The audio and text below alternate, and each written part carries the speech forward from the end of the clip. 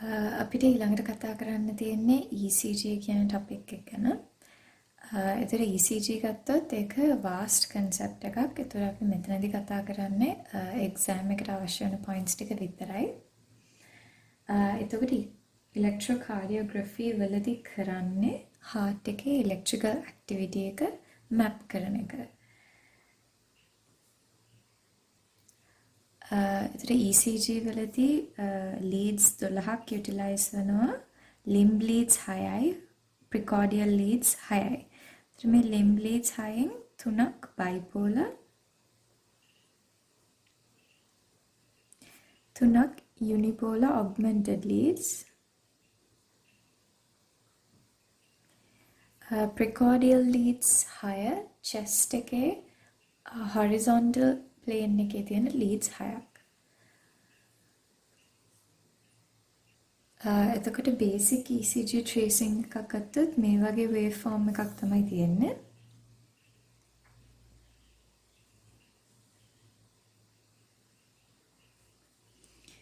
එතන මේ wave එකට අපි කියනවා P wave එක කියලා. මෙතන එකට අපි කියනවා QRS complex එක කියලා.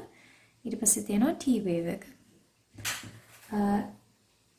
එතකොට මේ line එකට අපි කියනවා isoelectric line එක කියලා. එතකොට P wave එක isoelectric line එකට උඩින් තියෙන්නේ. ඒකෙන් represent වෙන්නේ atrial depolarization එක.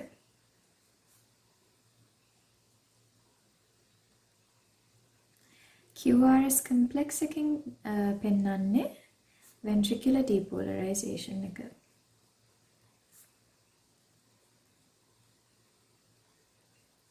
T wave එකෙන් පෙන්වන්නේ ventricular repolarization එක.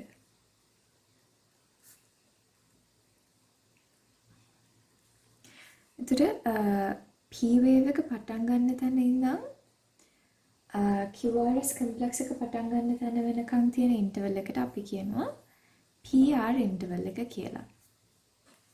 මේ PR interval එකෙන් පෙන්වන්නේ nodal delay එක. ඒ කියන්නේ electrical excitation එක SA node එකේ ඉඳන් AV node එකට spread වෙන්න යන වෙලාව. ඒතර normal කෙනෙක්ගේ මේ value එක ECG එකේදී record වෙන්න ඕනේ 3 to 5 small squares වලින්. ඒ කියන්නේ 0.12 to 0.2 seconds.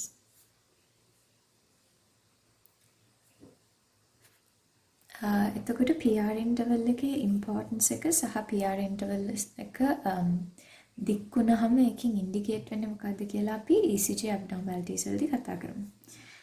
ඊට පස්සේ තියෙනවා QT interval එක. QT interval එක තියෙන්නේ Q wave එක කියන්නේ QRS complex එක පටන් ගන්න තැන ඉඳන් T wave එක ඉවර වෙනකන්.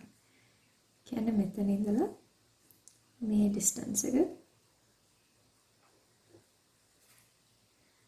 එතකොට මේකෙත් significance එකක් තියෙනවා එක ions වලින් සහ drugs වලින් ඒ time එක alter වෙන්න පුළුවන්.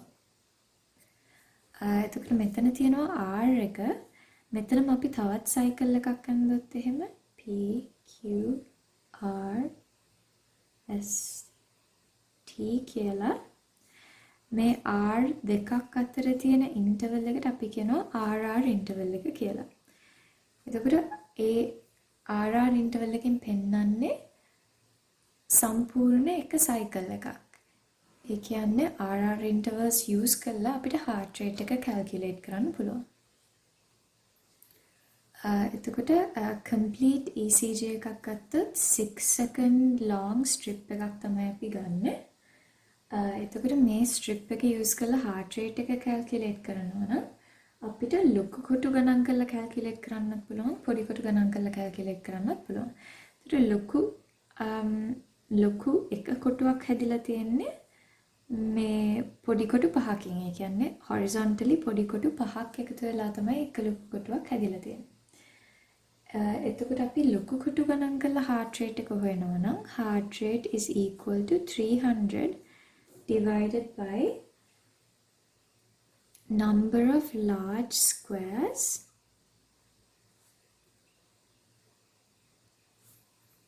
between RR interval. එතකොට අපි පොඩි කොටු ගණන් කරලා heart rate එක calculate කරනවා නම් එතනදී හොයන්නේ heart rate is equal to 1500 divided by number of small squares. මොකද එක ලොකු කොටුවකට පොඩි squares පහක් තියෙන හින්දා. එතකොට මේ විදිහට heart rate එක calculate කරන්න පුළුවන් heart beat rhythm එක even නම් විතරයි. එතකොට cycles දෙකක් I කියන heart rate එක වෙනස් වෙනවා නම් තනින් තැනට cycles දෙකක් අතර කොටු ගණනත් වෙනස් වෙනවා. ඒත් අපිට කොටු ගණන ගණන් කරලා heart rate එක calculate කරන්න බෑ. ඒ වගේ තැනකදී අපි කරන්නේ heart rate එක හොයන්න දැන් 6 second strip එක තියෙන R waves ගාන අපි ගණන් කරනවා. කියන්නේ 6 second interval එක තියෙන සම්පූර්ණ cycles ගාන අපි ගණන් කරනවා.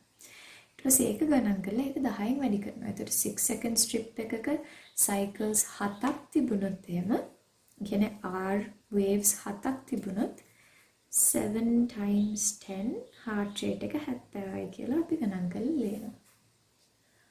මම ඉස්සල්ලා කිව්වා මෙතන leads 12ක් කියලා. leads 12ක් නෙවෙයි ECG එකකදී ගන්නෙ heart එකේ electrical views 12ක්.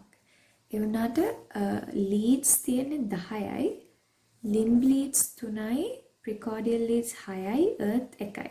ඒතර මේ limb leads 3ම තමයි bipolarත් වෙන්නේ, augmented leads උත් හැදෙන්නේ මේ limb leads 3. එතකොට cardiac vector එක ගැන කතා කරද්දී අපි discuss කරනවා Einthoven's triangle කියලා concept එකක්. Einthoven's triangle එකේදී කියන්නේ Einthoven's triangle කියලා කියන්නේ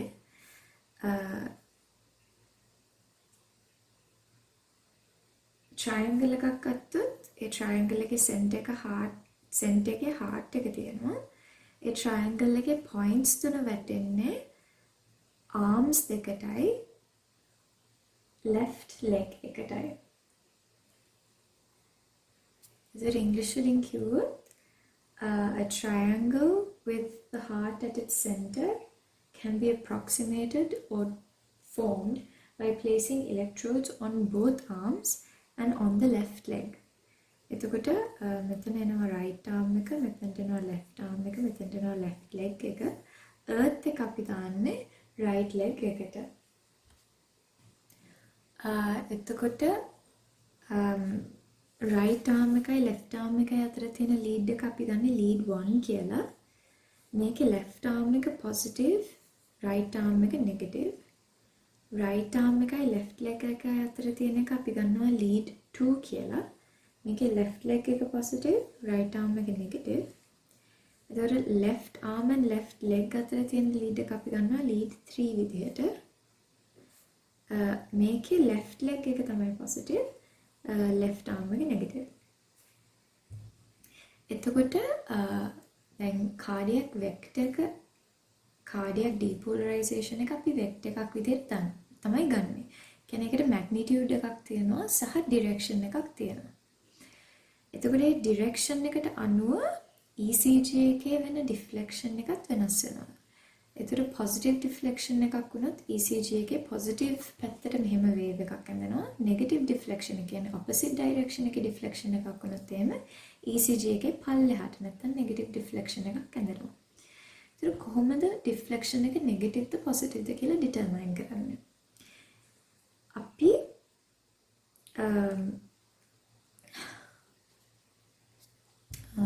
දැන් මේ විදිහට දැන් lead 1 එක ගත්තොත් එහෙම lead 1 එකේ left arm එක positive, right arm එක negative.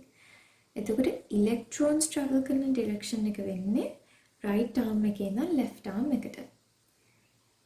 එතකොට අපි මේ lead එක කියවන්නේ left arm එකේ ඉඳන්. එතකොට left arm එකේ ඉඳන් බලද්දී deflection එක left arm එක පැත්තට එනවා නම් ඒක positive deflection එකක් තමයි දෙන්නේ. ඒ කියන්නේ left arm එකේ ඉඳන් මිනිස්සෙක් බලාගෙන ඉද්දී heart එකේ depolarization එක ඒ මිනිස්සයා පැත්තට එනවා වගේ පේනවා නම් ඒ deflection එක positive කියලා තමයි ගන්න.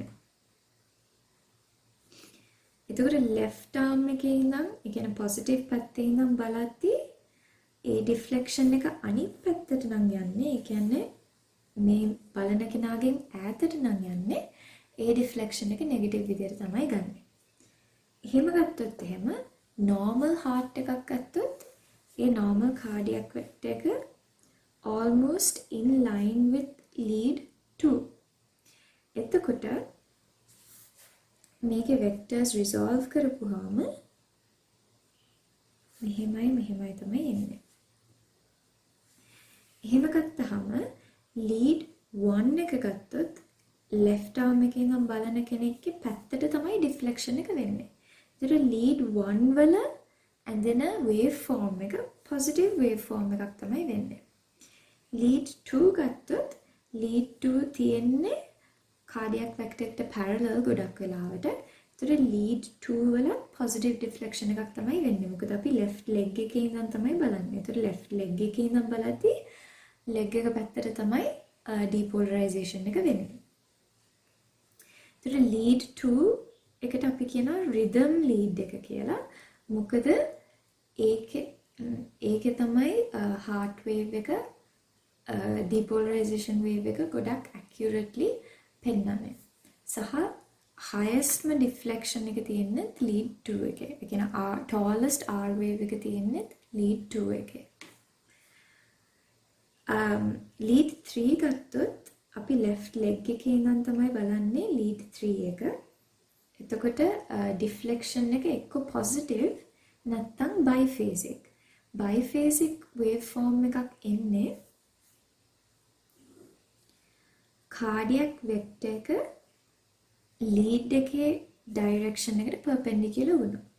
එතකොට lead 3 ගත්තොත් left arm එක මෙතන, left leg එක මෙතන, vector එක තියෙන්නේ මේ පැත්තට. එතකොට මේ හදන angle එක 90 degree angle එකක් වුණොත් එහෙම wave form එක biphasic. ඒ කියන්නේ QRS complex එක ගත්තොත් isoelectric line එකට උඩින් තියෙන කොටසයි isoelectric line එකට පල්ලෙහින් තියෙන කොටසයි එක සමාන උසක් තමයි ගන්නෙ. මේකට අපි කියනවා biphasic wave form එකක් කියලා. ඊළඟට අපිට තියෙනවා augmented limb leads ටික. මෙතන තියෙනවා right arm, left leg. ඒතර augmented limb leads වල positive negative poles දෙකක් නැහැ. එක active electrode එකක් තියෙනවා. ඒ active electrode එකේ potential එක measure කරන්නේ 0 electrode එකක් එක්ක. ඒ කියන්නේ අනික් electrodes අනික් leads එක බිඳුව කරලා ඊට සාපේක්ෂව remaining lead එකේ potential එක තමයි බලන්නේ. එතකොට AVR එන්නේ මෙහෙම. කියන්නේ මේ දෙක 0 කරලා right arm එක positive කරනවා. එතකොට AVR එක ගත්තොත් ඒක cardiac vector එකට opposite direction එකේ තමයි යන්නේ. එතකොට AVR වල එන්නේ negative deflection එකක්. ඊට පස්සේ තියෙනවා AVL. AVL එක right arm එක left leg එක බිඳුව කරලා left arm එක positive කරනවා. ඒකට මේක හුඟක් වෙලාවට positive නැත්නම් biphasic වෙන්නත් පුළුවන් cardiac vector එකේ direction එක අනුව. අනික එක තමයි AVF. AVF එකත් හුඟක් වෙලාවට positive නැත්නම් biphasic. හුඟක් වෙලාවට positive deflection එකක් තමයි එන්නේ. මොකද cardiac vector එක resolve කරපුවාම ඒක තියෙන්නේ left leg එකේ direction එකට. ඊළඟට තියෙන්නේ precordial leads 6. ඒවා V1, V2, V3, V4, V5, V6. මේ වගේ locations ගත්තොත් එහෙම V1 එන්නේ 4th intercostal space එකට sternal edge එකේ right side එකේ. V2 එන්නේ 4th intercostal space එකට sternal edge එකේ left side එකේ. V4 එන්නේ at the apex of the heart. ඒ කියන්නේ fifth intercostal space mid clavicular line. V3 එන්නේ V2 සහ V4 අතරමැද. V5 එන්නේ same horizontal plane as V4 ඒ වුණාට anterior axillary line එකට. V6 එන්නේ same horizontal plane as V4 හැබැයි mid axillary line එකට. එතකොට V1 V2 ගොඩක් වෙලාවට right ventricle එකේ දිහා තමයි බලන්නේ.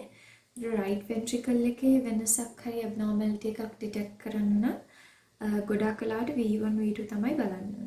ඒතර V3 V4 බලන්නේ septum එක බලන්න. interventricular septum එක. V5 V6 mainly left ventricle එක තමයි depict වෙන්නේ මේකේ. ඒ කියන්නේ V4 V5 V6 කියන leads වල R wave එක ගොඩක් ලොකුයි. විශේෂයෙන් V5 V6 leads වල R wave එක ගොඩක් ලොකුයි. ඊළඟට අපි බලමු normal cardiac axis එක සහ ඒක අඳුරගන්නේ කොහොමද කියලා. එතකොට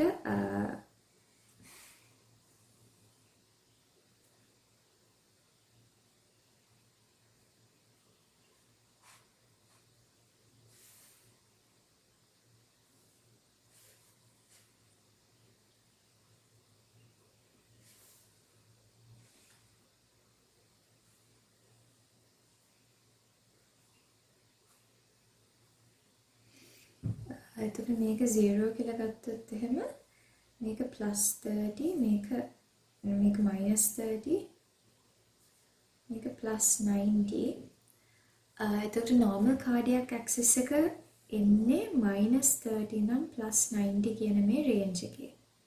හුඟක් වෙලාවට ඒක වැටෙන්නේ +60 විතර. මේ plane එකේ තමයි lead 2 එන්නේ. මේ horizontal plane එකේ තමයි lead 1 එක එන්නේ. එතකොට lead 3 එක එන්නේ මේ direction එකේ. එතකොට normal cardiac vector එකට වඩා මෙහායින් ආවොත් එහෙම, ඒ කියන්නේ මේ පැත්තට ආවොත් එහෙම ඒක අපි කියනවා right axis deviation එකක් කියලා. මේ පැත්තට ආවොත් අපි ඒකට කියනවා left axis deviation එකක් කියලා. එතකොට cardiac axis එක determine කරන්න අපි ගන්නේ දැන් biphasic wave එකක් තිබ්බොත් අපි කියව biphasic wave එකක් තියෙන්නේ lead එකේ direction එක heart එකේ electrical activity එක වෙන direction එකට perpendicular වුණොත්, ඒ කියන්නේ cardiac vector එකට perpendicular වුණොත් තමයි biphasic wave එකක් එන්නේ කියලා. එතකොට අපිට biphasic wave එකක් තියෙන lead එකක් අඳුරගත්තොත් ඒ direction එකට perpendicular තමයි cardiac vector එක තියෙන්නේ කියලා අපිට හිතා ගන්න පුළුවන්. එතකොට R wave එක වැඩියෙන් deflect වෙලා තියෙන්නේ මොන පැත්තටද කියලා බලලා අපිට determine කරන්න පුළුවන් lead එක තියෙන්නේ මේ පැත්තටද නැත්නම් මේ පැත්තටද කියලා. ඒකෙන් determine කරන්න පුළුවන් heart එකේ electrical activity එක නැත්නම් electrical axis එක කොයි පැත්තටද තියෙන්නේ කියලා. එතකොට cardiac hypertrophy වලදී axis එක deviate වෙනවා. ඒකට හේතුව තමයි muscle bulk එක වැඩි වෙනවා. ඒතර muscle bulk එක වැඩි වෙනවා කියන්නේ ඒකට depolarize වෙන්න යන වෙලාව වැඩි වෙනවා. එතකොට සහ depolarize වෙන්න තියෙන muscle ප්‍රමාණය වැඩි වෙනවා. එතකොට ඒ පැත්තට තියෙන deflection එක වැඩි වෙනවා. එතකොට normal cardiac vector එක මේ පැත්තට නම් hypertrophy එක නිසා additionally මේ පැත්තට vector එකක් එනවා. ඒතර අලුත් cardiac vector එක deflect වෙනවා මෙන්න මේ විදිහට. ඒතර right heart නැත්නම් right ventricular hypertrophy එකක් වුණොත් එහෙම right ventricle එක heart එක මෙහෙම ඇඳුත් එහෙම right ventricle එක තියෙන්නේ මේ පැත්තේ.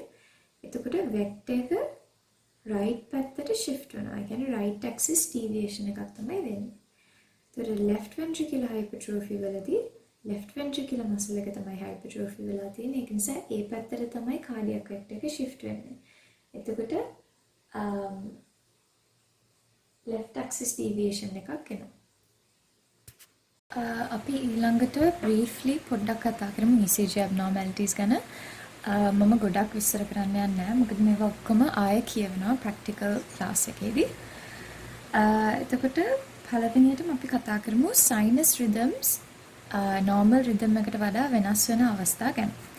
එතකොට අපි දන්නවා sinus rhythm එක කියලා කියන්නේ 72 beats per minute heart rate එකකට ECG waveform එක මෙහෙම එන එකක්. P QRS T විදිහට. එතකොට අපිට sinus rhythms තුනක් ගැන කතා කරන්න තියෙනවා. පළවෙනි එක තමයි sinus tachycardia. එතකොට sinus tachycardia කියන්නේ heart rate එක greater than 100 beats per minute. හැබැයි මේ sinus rhythm එක maintain වෙනවා. ඒ කියන්නේ perfect PQRS T waves තියෙන complex එකක් තමයි තියෙන්නේ. ඒ වුණාට heart rate එක normal rate එකට වඩා වැඩි. දෙවෙනි එක තමයි sinus bradycardia. sinus bradycardia එකේදීත් වෙන්නේ tachycardia එකේදී වගේම rhythm එක තියෙනවා.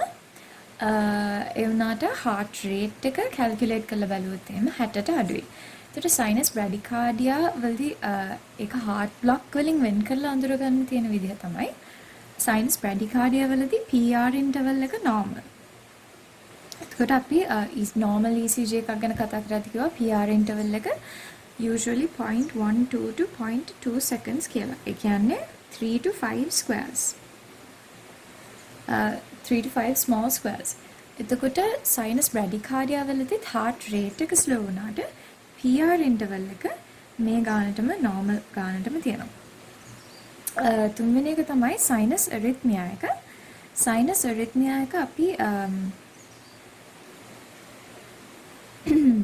heart rate එක ගැන කතා කරද්දී කතා කරා.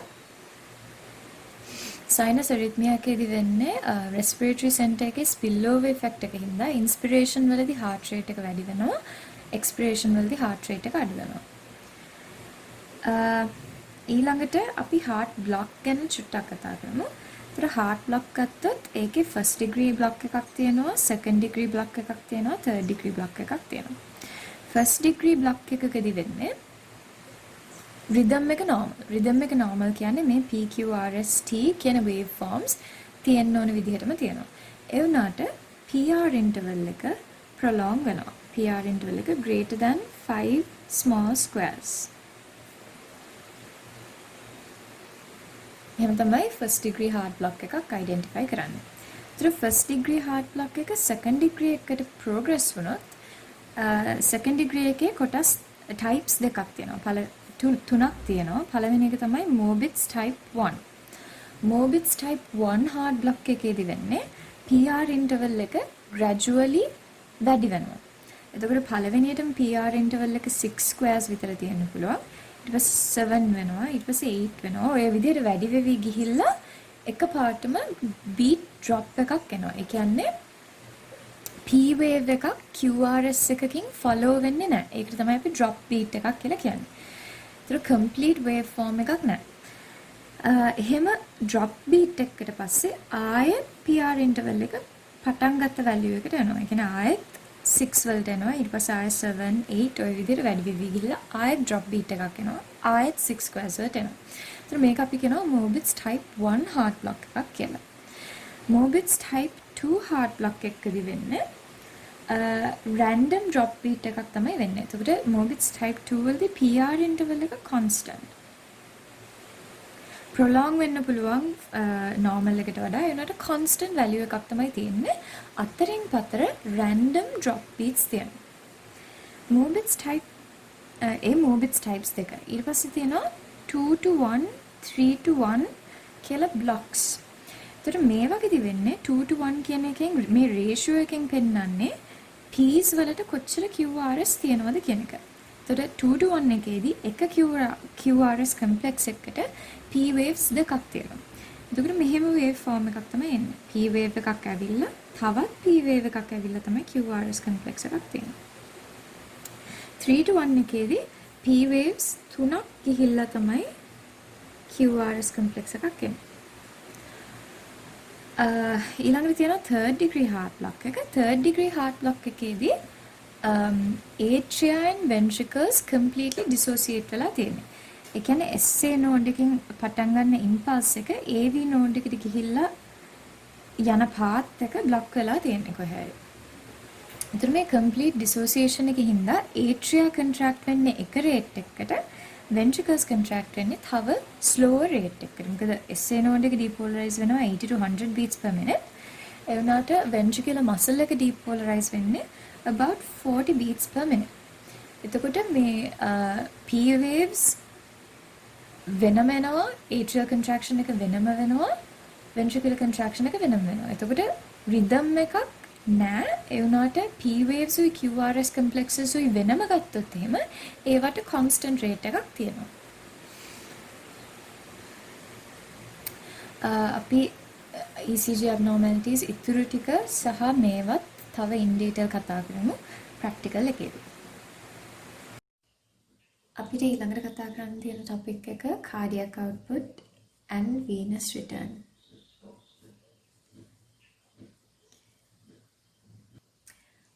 venous return කියලා කියන්නේ ශරීරයේ අනික් කොටස් වලින්, ඒ කියන්නේ organs වලින් සහ limbs වලින් blood heart එකට ගෙන ඒම.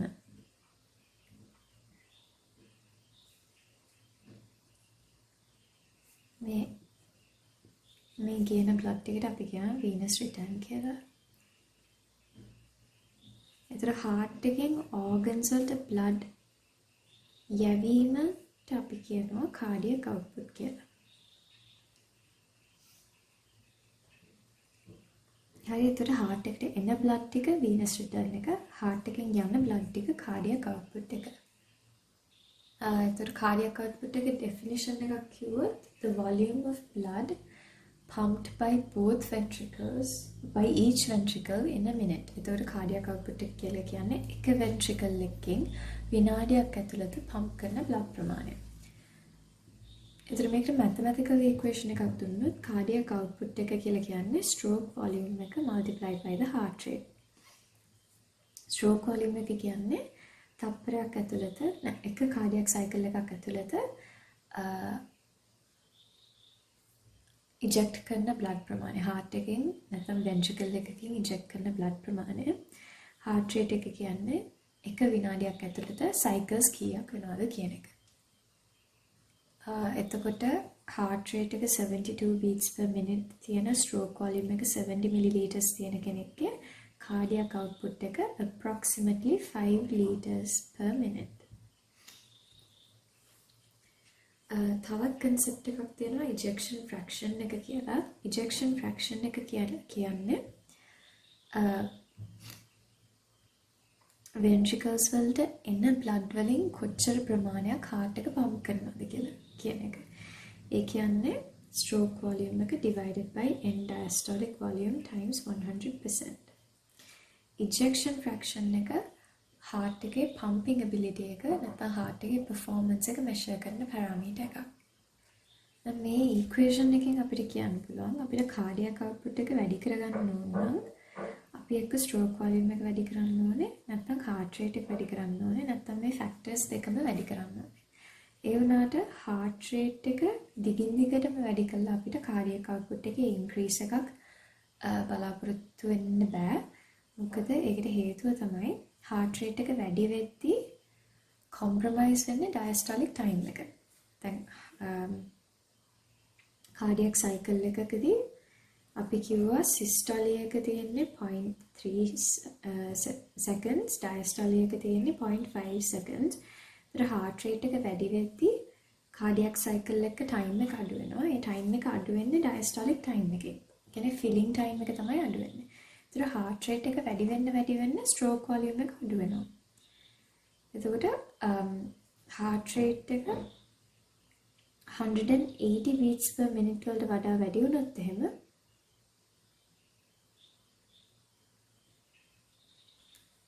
cardiac output එක ආයෙත් අඩු වෙන්න පටන් ගන්නවා. දැන් අපි බලමු stroke volume එකයි heart rate එකයි regulate කරන factors මොනවද සහ මේවා වෙනස් වෙද්දී කොහොමද cardiac output එක වෙනස් වෙන්නේ කියලා. දැන් ස්ට්‍රෝක් වොලියම් එක රෙගියුලේට් කරන දේවල් තුනක් තියෙනවා. පළවෙනි එක තමයි ප්‍රීලෝඩ් එක. දෙවෙනි එක තමයි ආෆ්ටර් ලෝඩ් එක. තුන්වෙනි එක තමයි කන්ට්‍රැක්ටිලිටි. අපි පළවෙනියටම ප්‍රීලෝඩ් ගැන කතා කරමු. ප්‍රීලෝඩ් එක කියලා කියන්නේ මයෝකාඩියම් එක කන්ට්‍රැක්ට් වෙන්න කලින් කොච්චර ස්ට්‍රෙච් වෙනවද කියන එක. ඒතර හෙල්දි හાર્ට් එකක් ගත්තොත් හાર્ට් එකට රිටර්න් වෙන බ්ලඩ් ප්‍රමාණය වැඩි වෙද්දී මයෝකාඩියල් ස්ට්‍රෙච් එක වැඩි වෙනවා. මයෝකාඩියල් ස්ට්‍රෙච් එක වැඩි වෙද්දී හાર્ට් එකට ඇචීව් කරන්න පුළුවන් කන්ට්‍රැක්ටයිල් ෆෝස් එකත් වැඩි වෙනවා. මේකට අපි කියනවා ෆ්‍රැන්ක් ස්ටාර්ලින් ලෝ එක කියලා. නැත්නම් ෆ්‍රැන්ක් ස්ටාර්ලින් මෙකැනිසම් එක කියලා. ඒ කියන්නේ the force of contraction of the heart muscle is directly proportional to the initial stretch of the muscle කියන එක. ඒතර answers ලියද්දි ෆ්‍රැන්ක් ස්ටාර්ලින් මෙකැනිසම් එක නැත්නම් law එක ඔය විදිහට define කරන්න පුළුවන් වෙන්න ඕනේ. එතකොට healthy heart එකකට preload එක end diastolic volume එකට proportional වෙනවා. end diastolic volume එක වැඩි නම් preload එක වැඩි. end diastolic volume එක අඩුයි නම් preload එක අඩුයි. එතකොට end diastolic volume එක depend වෙන්නේ මොනවටද? end diastolic volume එක depend වෙනවා එකක් තමයි venous return එක මත. heart එකට return වෙන blood ප්‍රමාණය වැඩි නම් end diastolic volume එක වැඩි. දෙවෙනි එක තමයි කොච්චර වෙලාවක් තියෙනවද blood වලට fill වෙන්න කියන එක. filling time එක. filling time එක depend වෙන්නේ duration of diastole කියන එක මත.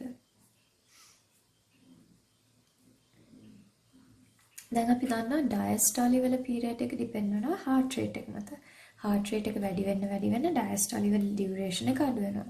ඒ කියන්නේ filling time එක අඩු වෙනවා. ඒ කියන්නේ end diastolic volume එක අඩු වෙනවා. ඒ කියන්නේ preload එක අඩු වෙනවා කියන එක. preload එක අඩු වෙද්දී stroke volume එක අඩු වෙනවා, cardiac output එක අඩු වෙනවා.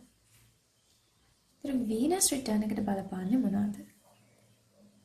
එකක් තමයි heart beat එක. ඒතර cardiac cycle එකේ ventricular systole කියන phase එක ගත්තොත් එහෙම ventricles වල pressure එක rapidly drop වෙනවා. ඒතර ventricles වල pressure එක drop වෙද්දී atrioventricular valves ventricles පැත්තට ඇදෙනවා. ඒ කියන්නේ atrioventricular valves පහළට ඇදෙනවා කියන එක. ඒතර AV valves පහළට ඇදෙද්දී atrial volume එක වැඩි වෙනවා. atrial pressure එක අඩු වෙනවා. මේකෙන් suction effect එකක් ඇති වෙනවා. එතකොට great veins වල තියෙන blood ටික pressure gradient එක දිගේ atria වලට fill වෙනවා. එතකොට venous return එක වැඩි වෙනවා. දෙවෙනි එක තමයි respiratory pump.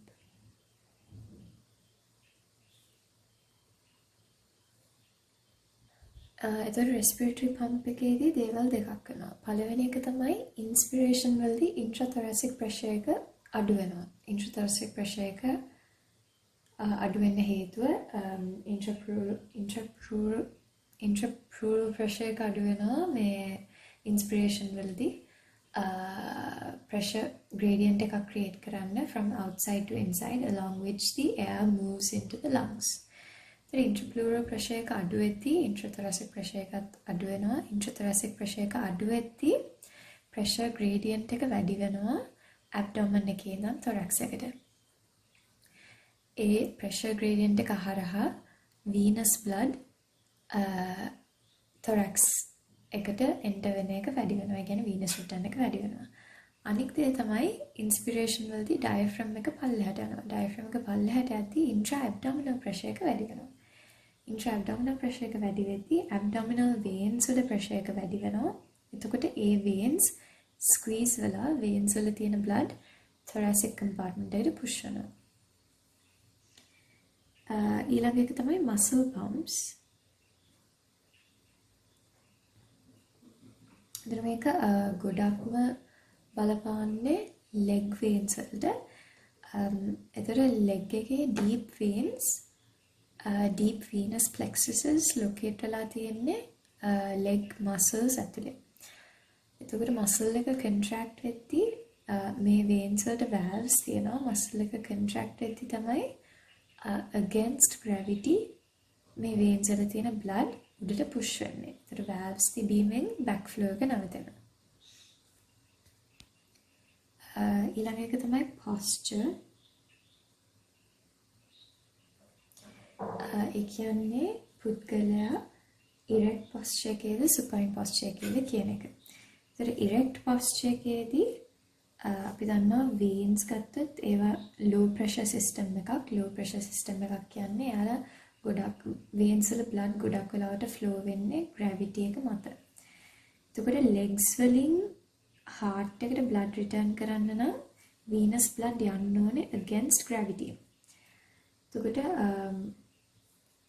veins low pressure system එකක් ඉඳලා ගොඩක් වෙලාවට erect posture එකේදී venous blood accumulate වෙන්න තියෙන chance එක වැඩි. ඒතකොට dependent areas වල විශේෂයෙන්ම legs වල venous blood accumulate වෙනවා.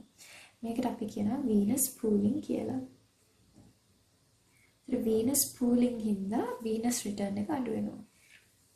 හැබැයි supine posture එකේදී gravity act කරන්නේ නැහැ. supine posture එකේදී ඇඟේ ඔක්කොම කොටස් heart එකයි legs එකයි ඔක්කොම එක level එකට තියෙන්නේ. ඒතර venous return එක ගොඩක් easily වෙනවා. venous pooling එකක් වෙන්නේ මොකද gravity act කරන්නේ නැති හින්දා. එතකොට venous return එක supine position එකේදී වැඩි erect position එකට වඩා. ඊළඟට තියෙනවා venous tone එක. ඒ කියන්නේ veins වල muscles වල tone එක. එතකොට sympathetic stimulation එකේදී නැත්නම් blood වලට catecholamines release වුණොත් vasoconstriction එකක් වෙනවා. ඒ කියන්නේ veins වල smooth muscle එක constrict වෙනවා. ඒතර මේ විදිහට veins constrict වෙද්දී venous pressure එක වැඩි වෙනවා. venous pressure එක වැඩි වෙද්දී pressure gradient එක වැඩි වෙලා venous return එක වැඩි වෙනවා. අන්තිම එක තමයි blood volume. එතකොට obviously venous return එක ඇඟේ තියෙන blood ප්‍රමාණය මත depend වෙනවා. එතකොට blood loss එකක් වුණොත් internal or external venous return එක අඩු වෙනවා. ඊළඟට තියෙන afterload එක. afterload එක කියලා කියන්නේ ventricles වලින් blood pump කරන්න තියෙන resistance එක. ඒ කියන්නේ aorta එක කොච්චර resistance එකක් දක්වනවද ventricles වලින් eject කරන blood වලට කියන එක. එතකොට afterload එක depend වෙන්නේ peripheral resistance එක මත. peripheral resistance එක වැඩි වුණොත් atherosclerosis හින්දා හරි vessel fibrosis හින්දා හරි මොකක් හරි abnormality එකක් හින්දා total peripheral resistance එක වැඩි වුණොත් එහෙම afterload එක වැඩි වෙනවා. afterload එක වැඩි වෙද්දී heart එකට extra effort එකක් තියෙනවා then blood pump කරන්න. එතකොට stroke volume එක අඩු වෙනවා. අන්තිමට තියෙන්නේ contractility එක. contractility එක කියන්නේ ionotropy එක. කියන්නේ muscle එකට contract වෙන්න stretch එක තිබුණාට විතරක් මදි. ඒකට අවශ්‍ය electrical environment එකක් තියෙන්න ඕනේ. ඒ කියන්නේ cell එක ඇතුලේ calcium ion concentration එක හොඳට තියෙන්න ඕනේ. sodium potassium ion concentrations වල balance එකක් තියෙන්න ඕනේ. ඔන්න ඔය විදිහට. ඒතර contractility එක නැත්නම් ionotropy එක විදි දෙකකට control වෙනවා. එකක් තමයි nervous control එක. දෙවෙනි එක තමයි hormonal control එක. එතකොට nervous regulation එක වෙන්නේ autonomic system එක හරහා. ඒකෙදිත් mainly involve වෙන්නේ sympathetic division එක. එතකොට sympathetics norepinephrine epinephrine හරහා beta 1 adrenoceptors හරහා තමයි act කරන්නේ. එතකොට sympathetic activity එකේදී calcium ion influx එක වැඩි වෙනවා cardiac muscle එක ඇතුළට. calcium ion influx එක වැඩි වෙද්දී intracellular calcium concentration එක වැඩි වෙනවා. එතකොට force of contraction එක වැඩි වෙනවා. parasympathetics වලින් ලොකු effect එකක් නැහැ contractility එක මත. hormonal control ගත්තී thyroid hormones තියෙනවා and catecholamines තියෙනවා. ඒතර කැටකලමයින්ස් ෆන්ක්ෂන් වෙන්නේ සිම්පැතටික් ඩිවිෂන් එක විදිහටම තමයි. තයිරොයිඩ් හෝමෝන්ස් heart rate එක වැඩි කරනවා සහ contraction force එක වැඩි කරනවා. ඒ වගේම thyroid hormones වලින් adrenoceptor population එකත් වැඩි කරනවා. ඒ කියන්නේ කැටකලමයින්ස් වලට තියෙන sensitivity එක වැඩි කරනවා. අපි ඊළඟට බලමු heart rate එක regulate වෙන්නේ කොහොමද කියලා. එතකොට heart rate එක regulate වෙනවා nervous system එකෙන්. autonomic nervous system එකේ sympathetic division එකෙන් heart rate එක වැඩි කරනවා.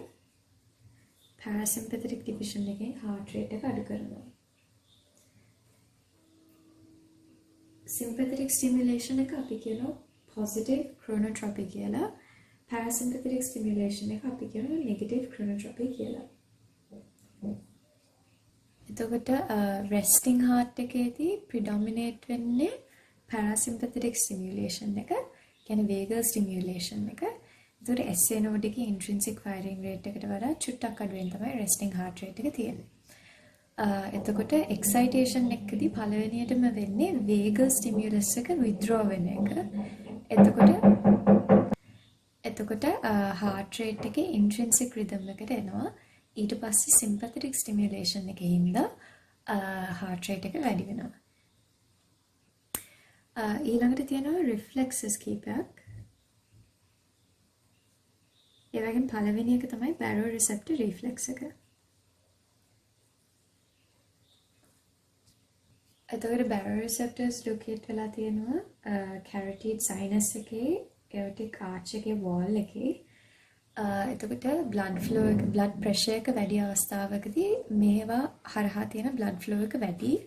blood flow එක වැඩි වුණාම baroreceptors වල stretch receptors වල stretch එක වැඩි. එතකොට මේ වගේ distension එක වැඩි වුණාම baroreceptors වල firing rate එක වැඩි වෙනවා. එතකොට මේවා glossopharyngeal nerve එකයි vagus nerve එකයි හරහා vasomotor center එකට කියන්නේ VMC එකට impulses යවනවා. ඒ impulses යවන rate එක වැඩි වෙනවා distension එක වැඩි වීමත් එක්ක. එතකොට blood pressure එක වැඩි අවස්ථාවේදී distension එක වැඩි, ඒ කියන්නේ firing rate එක වැඩි.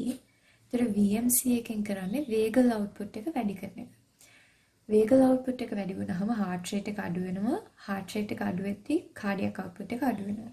cardiac output එක අඩු වෙද්දී blood flow එක අඩු වෙලා distension එක අඩු වෙලා baroreceptor reflex එක negative feedback එකකින් complete වෙනවා.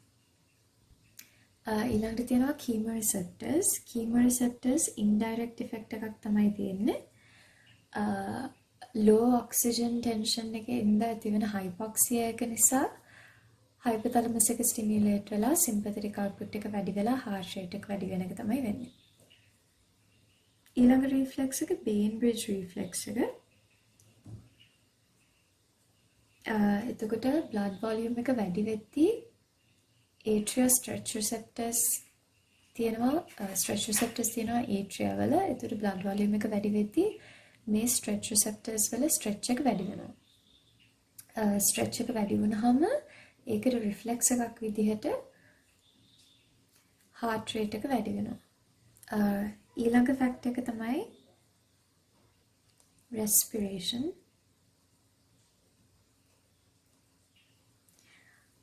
එතකොට හුස්ම ගත්තී inspiration වලදී inspiratory center එකේ firing rate එක වැඩි වෙනවා.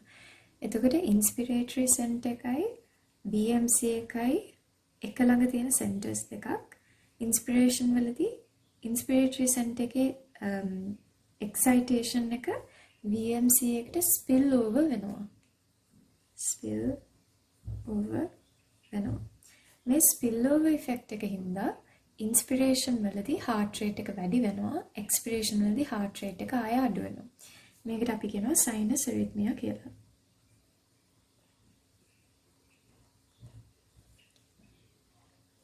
තව තියෙනවා hormones. අපි මේක discuss කරා thyroxine or thyroid hormones වල effect එකයි, catecholamines වල effect එකයි. temperature මේකත් අපි discuss කරා.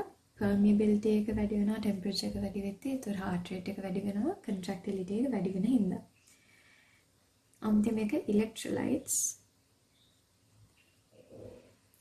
ඒ කියන්නේ ECF, ICF, sodium, potassium, calcium වෙනස් වෙද්දී heart rate එක වෙනස් වෙන්නේ කොහොමද කියන එක. එතකොට මේ factors වෙනස් වෙද්දී heart rate එක වෙනස් වෙනවා, heart rate එක වෙනස් වෙද්දී cardiac output එක වෙනස් වෙනවා. මේ factors වෙනස් වෙද්දී stroke volume එක වෙනස් වෙනවා, stroke volume එක වෙනස් වෙද්දී cardiac output එක වෙනස් වෙනවා. අපි ඊළඟට කතා කරන්න තියෙන්නේ flow dynamics ගැන.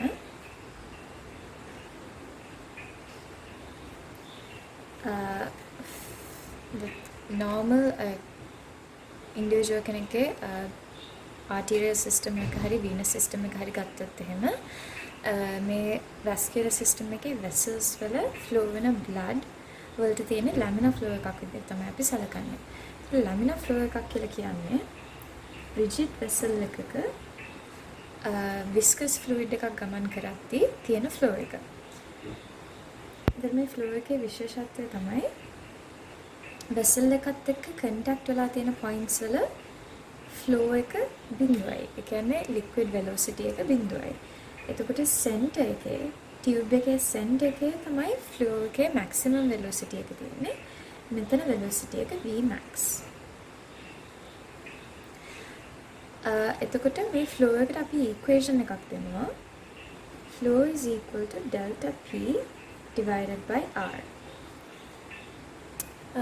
එතකොට මෙතනදී delta P කියලා කියන්නේ effective perfusion pressure එක.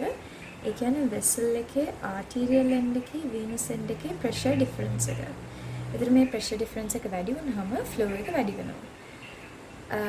R කියන්නේ resistance එක. resistance එක කියලා කියන්නේ blood flow එකට තියෙන total resistance එක. මේක depend වෙනවා tube එකේ length එක මත. ඒතර tube එකේ length එක වැඩි වෙද්දී resistance එක වැඩි වෙනවා. fluid එකේ viscosity එක මත. viscosity එක වැඩි වෙද්දී resistance එක වැඩි වෙනවා. සහ blood vessel එකේ radius එක මත. ඒතර radius එක චූටි වෙන්න resistance එක වැඩි වෙනවා. ඒතර අපි resistance එකට equation එකක් දෙනවා. R equals 8 eta L divided by pi R to the power 4 කියලා. එතකොට R substitute කරපුවම මේ equation එකේ flow is equal to delta P pi R to the power 4 8 eta L කියලා equation එකක් අපිට එනවා. එතකොට එක එක හේතු හින්දා මේ laminar flow එක turbulent flow එකක් බවට පත් වෙන්න පුළුවන්. ඒතර laminar flow එක silent flow එකක්, turbulent flow එක noisy. අපි බලමු කොහොමද silent laminar flow එකක් noisy turbulent flow එකක් වෙන්නේ කියලා. එකක් තමයි velocity එක. fluid එකේ velocity එක ගොඩක් වැඩි වුණොත්. ඒ කියන්නේ certain critical velocity එකක් තියෙනවා. අපි critical velocity එක Vmax කියලා ගමු. velocity එක Vmax වලට වඩා වැඩි වුණොත් එහෙම turbulent flow එකක් එනවා. එතකොට velocity එක වැඩි වෙන්න එක හේතුවක් තමයි anemia කියන condition එක. ඒතර anemia වලදී blood cells ප්‍රමාණය අඩුයි. blood cells ප්‍රමාණය අඩු වෙනහම blood viscosity එක අඩු වෙනවා. හරි ඒතර viscosity එක අඩු වෙනවා කියලා කියන්නේ blood flow එක වැඩි වෙනවා කියන එක. ඒතර flow සමානයි vessel එකේ cross sectional area එක times blood flow velocity එක. එතකොට flow එක වැඩි වෙද්දී velocity එක වැඩි වෙද්දී flow එක වැඩි වෙනවා.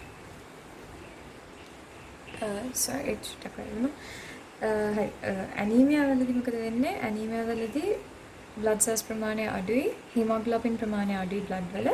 එතකොට blood viscosity එක අඩු වෙනවා. blood viscosity එක අඩු වෙනවා කියන්නේ equation එකට අනුව blood flow එක වැඩි වෙනවා කියන එක. blood flow එක වැඩි වුණාම F equals to A times V velocity එක වැඩි වෙනවා. velocity එක වැඩි වෙනවා කියන්නේ critical Vmax velocity එකට වඩා velocity එක වැඩි වෙන්න පුළුවන්. ඒත් මෙහෙම වුණාම laminar flow එක turbulent flow එකක් බවට පත් වෙනවා. අනිත් එක තමයි branching points වලදී. එතකොට arterial system එක branch වෙන points වලදී වැස්කියුලර් කන්ටිනියුටි එක නැති වෙනවා. ඒ කියන්නේ මෙහෙම තිබ්බ ස්මූත් වෝල්ස් දැන් දෙකට බෙදීම හින්දා ඒ ස්මූත්නස් එක නැති වෙනවා. ඒතර මේ වගේ පොයින්ට්ස් වලදී ටර්බියුලන්ට් ෆ්ලෝ එකක් එන්න පුළුවන්.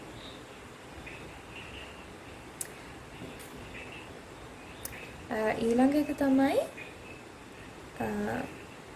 වැස්කියුලර් ඩයමීටර් එක වැඩි වුණොත්.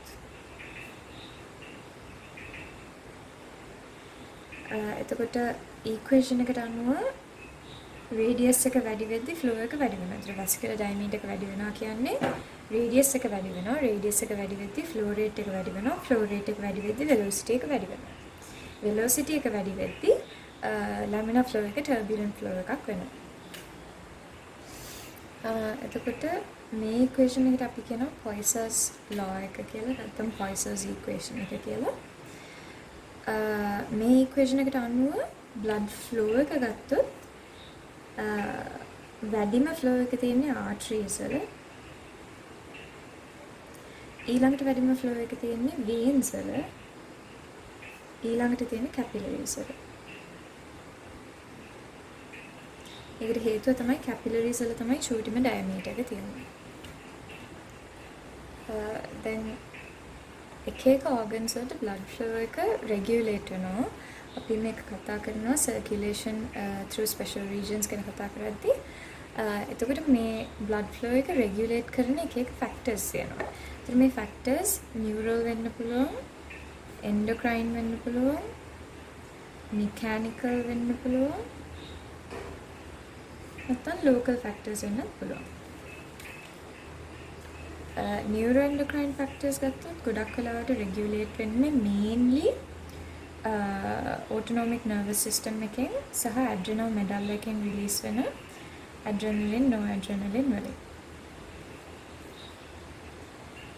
mechanical control එක ගත්තොත් organ එකට blood flow එක වැඩි වෙද්දී vessels වල blood pressure එක වැඩි වෙනවා. ඒ pressure එකට response එකක් විදියට vessel එකේ stretch එක වැඩි වෙනවා. stretch එක වැඩි වෙද්දී වෙන්නේ ඒ vessel එකේ smooth muscle wall එක contract වෙනවා.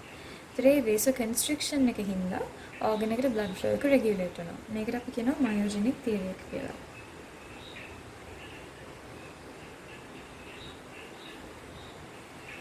ඊට අමතරව long term adaptation එකක් ලෙස vascularity එක වැඩි වෙනවා අවස්ථා දෙකකදී.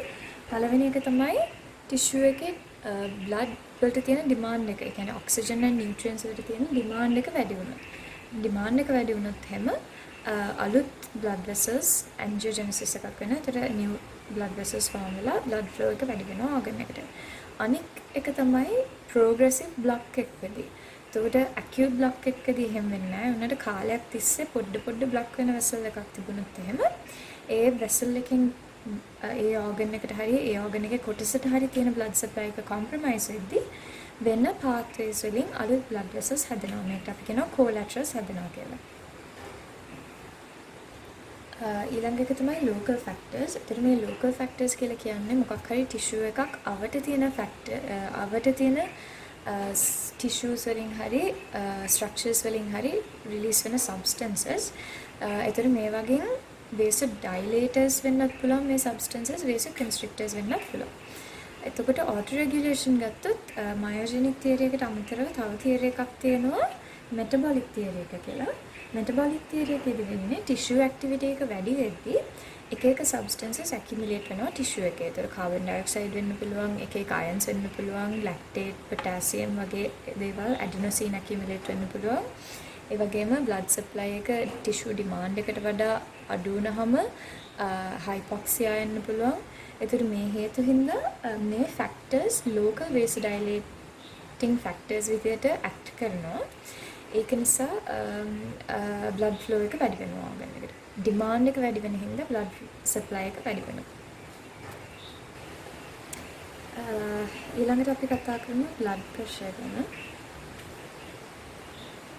එතකොට blood pressure define කරොත් it is a force exerted by blood against the wall of the blood vessels. එතකොට blood pressure තමයි blood flow එකේ driving force එක වෙන්නේ. එතකොට මේකේ components දෙකක් තියෙනවා. එකක් තමයි systolic pressure එක. systolic pressure එක කියන්නේ heart එක contract වෙලා තියෙද්දි blood වල තියෙන pressure එක. ඒ කියන්නේ arteries මත exert වෙන maximum pressure එක. ඒතර value එකක් විදිහට ගත්තොත් මේක 120 millimeters of mercury. අනික් component එක තමයි diastolic pressure එක. diastolic pressure එක කියන්නේ heart එක relax වෙලා තියෙන pressure එක. ඒ කියන්නේ arteries වල diastole වලදී තියෙන minimum pressure එක. ඒතර value එකක් විදිහට ගත්තොත් මේක 80 millimeters of mercury ගන්නවා. එතකොට normal arterial blood pressure එක අපි express කරන්නේ systolic over diastolic. ඒ කියන්නේ 120/80 විදිහට millimeters of mercury. අපි තවත් දෙයක් define කරනවා pulse pressure කියලා. pulse pressure කියලා කියන්නේ systolic minus diastolic pressure. ඒ කියන්නේ 120 minus 80. The normal කෙනෙක්ගේ pulse pressure එක වෙන්නේ about 40 millimeters of mercury. එතන මේ pulse pressure එක depend වෙන්නේ stroke volume එක මත සහ arterial compliance එක මත. stroke volume එක වැඩි වෙද්දී pulse pressure එක වැඩි වෙනවා. compliance එක අඩු වෙද්දී pulse pressure එක වැඩි වෙනවා. stroke volume එක වැඩි වෙද්දී මොකද වෙන්නේ? blood flow එක වැඩි වෙනවා. flow එක වැඩි වෙද්දී systolic blood pressure එක වැඩි වෙනවා. systolic blood pressure එක වැඩි වෙද්දී මේ part එක වැඩි වෙනවා. එතකොට pulse pressure එක වැඩි වෙනවා. එතකොට compliance එක ගත්තොත් compliance එක කියන්නේ මොකක් හරි structure එකක් deform කරපුවාම එයාට original structure එකට හරි original shape එකට හරි කොච්චර ලේසියෙන් එන්න පුළුවන්ද කියන එක. එතකොට දැන් ලොකු vessels ගත්තොත් ඒවට එක ලොකු arteries වල elastic tissue ගොඩක් තියෙනවා. ඒතර elastic tissue වලින් තමයි ඒ vessels වලට compliance එක දෙන්නේ. එතකොට aging එක සහ එක pathological conditions වලදී ඒ vessels වල structure එක internal structure එක වෙනස් වෙන්න පුළුවන්. එතකොට elastic tissue fibrous tissue වලින් replace වෙන්න පුළුවන්. ඒතර fibrous tissue වලට elastic tissue වල තියෙන compliance එක නැහැ. ඒ කියන්නේ vessels වල compliance එක අඩු වෙනවා.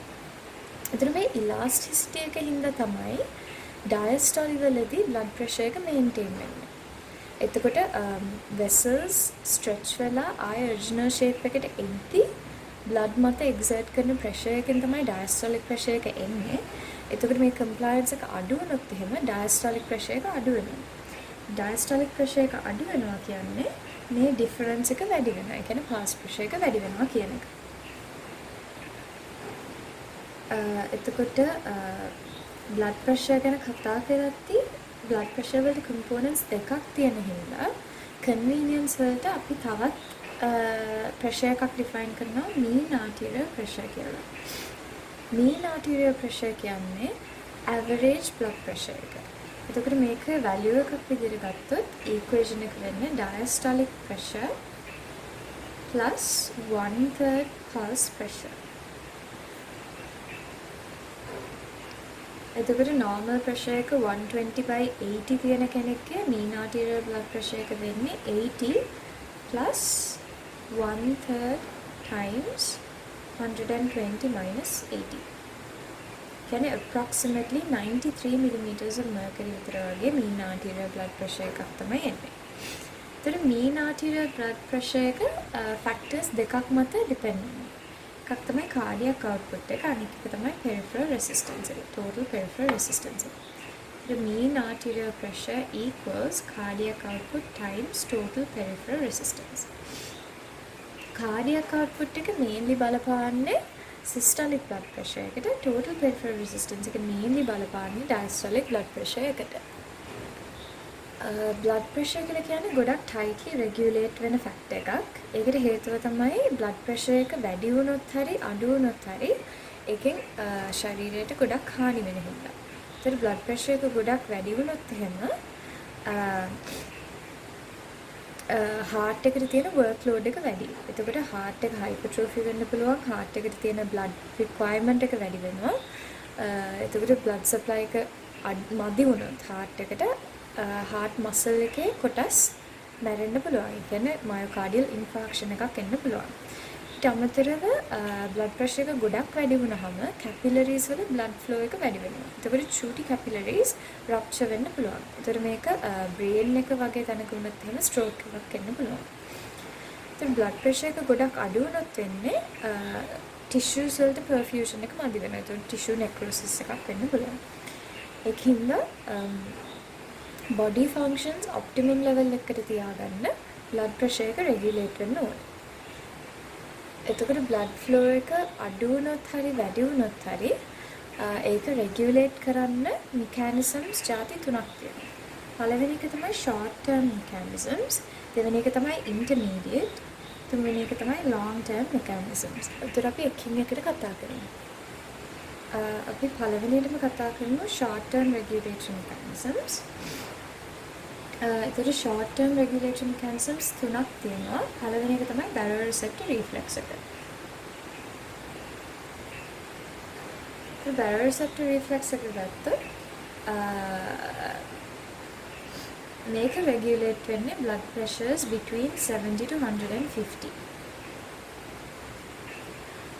එතකොට දැන් baroreceptors කියලා කියන්නේ pressure sensitive organs. මේවා locate වෙලා තියෙනවා carotid sinus එකේ, aortic arch එකේ.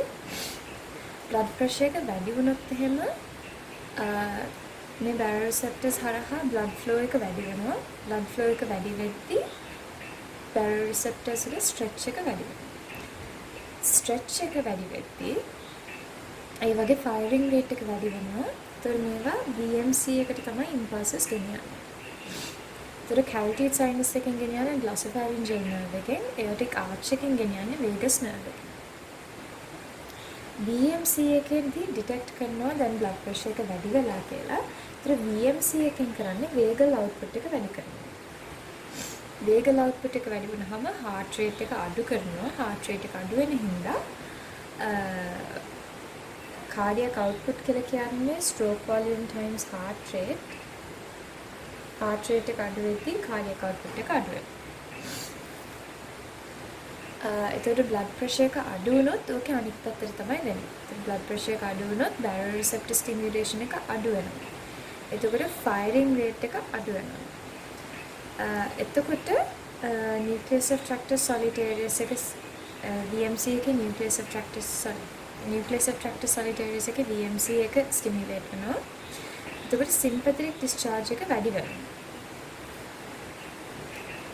sympathetic discharge එක වැඩි වෙද්දී beta 1 receptors, beta 1 adrenoceptors හරහා heart rate එක වැඩි කරනවා. ඒ වගේම alpha 1 receptors හරහා peripheral vessels වල vasoconstriction එකක් ඇති කරනවා. ඒතර vasoconstriction එකෙන් හින්දා total peripheral resistance එක වැඩි වෙනවා. එතකොට heart rate එක වැඩි වෙන හින්දා cardiac output එක වැඩි වෙනවා. total peripheral resistance එක වැඩි වෙනවා. මේ දෙකම වැඩි වෙන හින්දා mean arterial blood pressure එක වැඩි වෙනවා.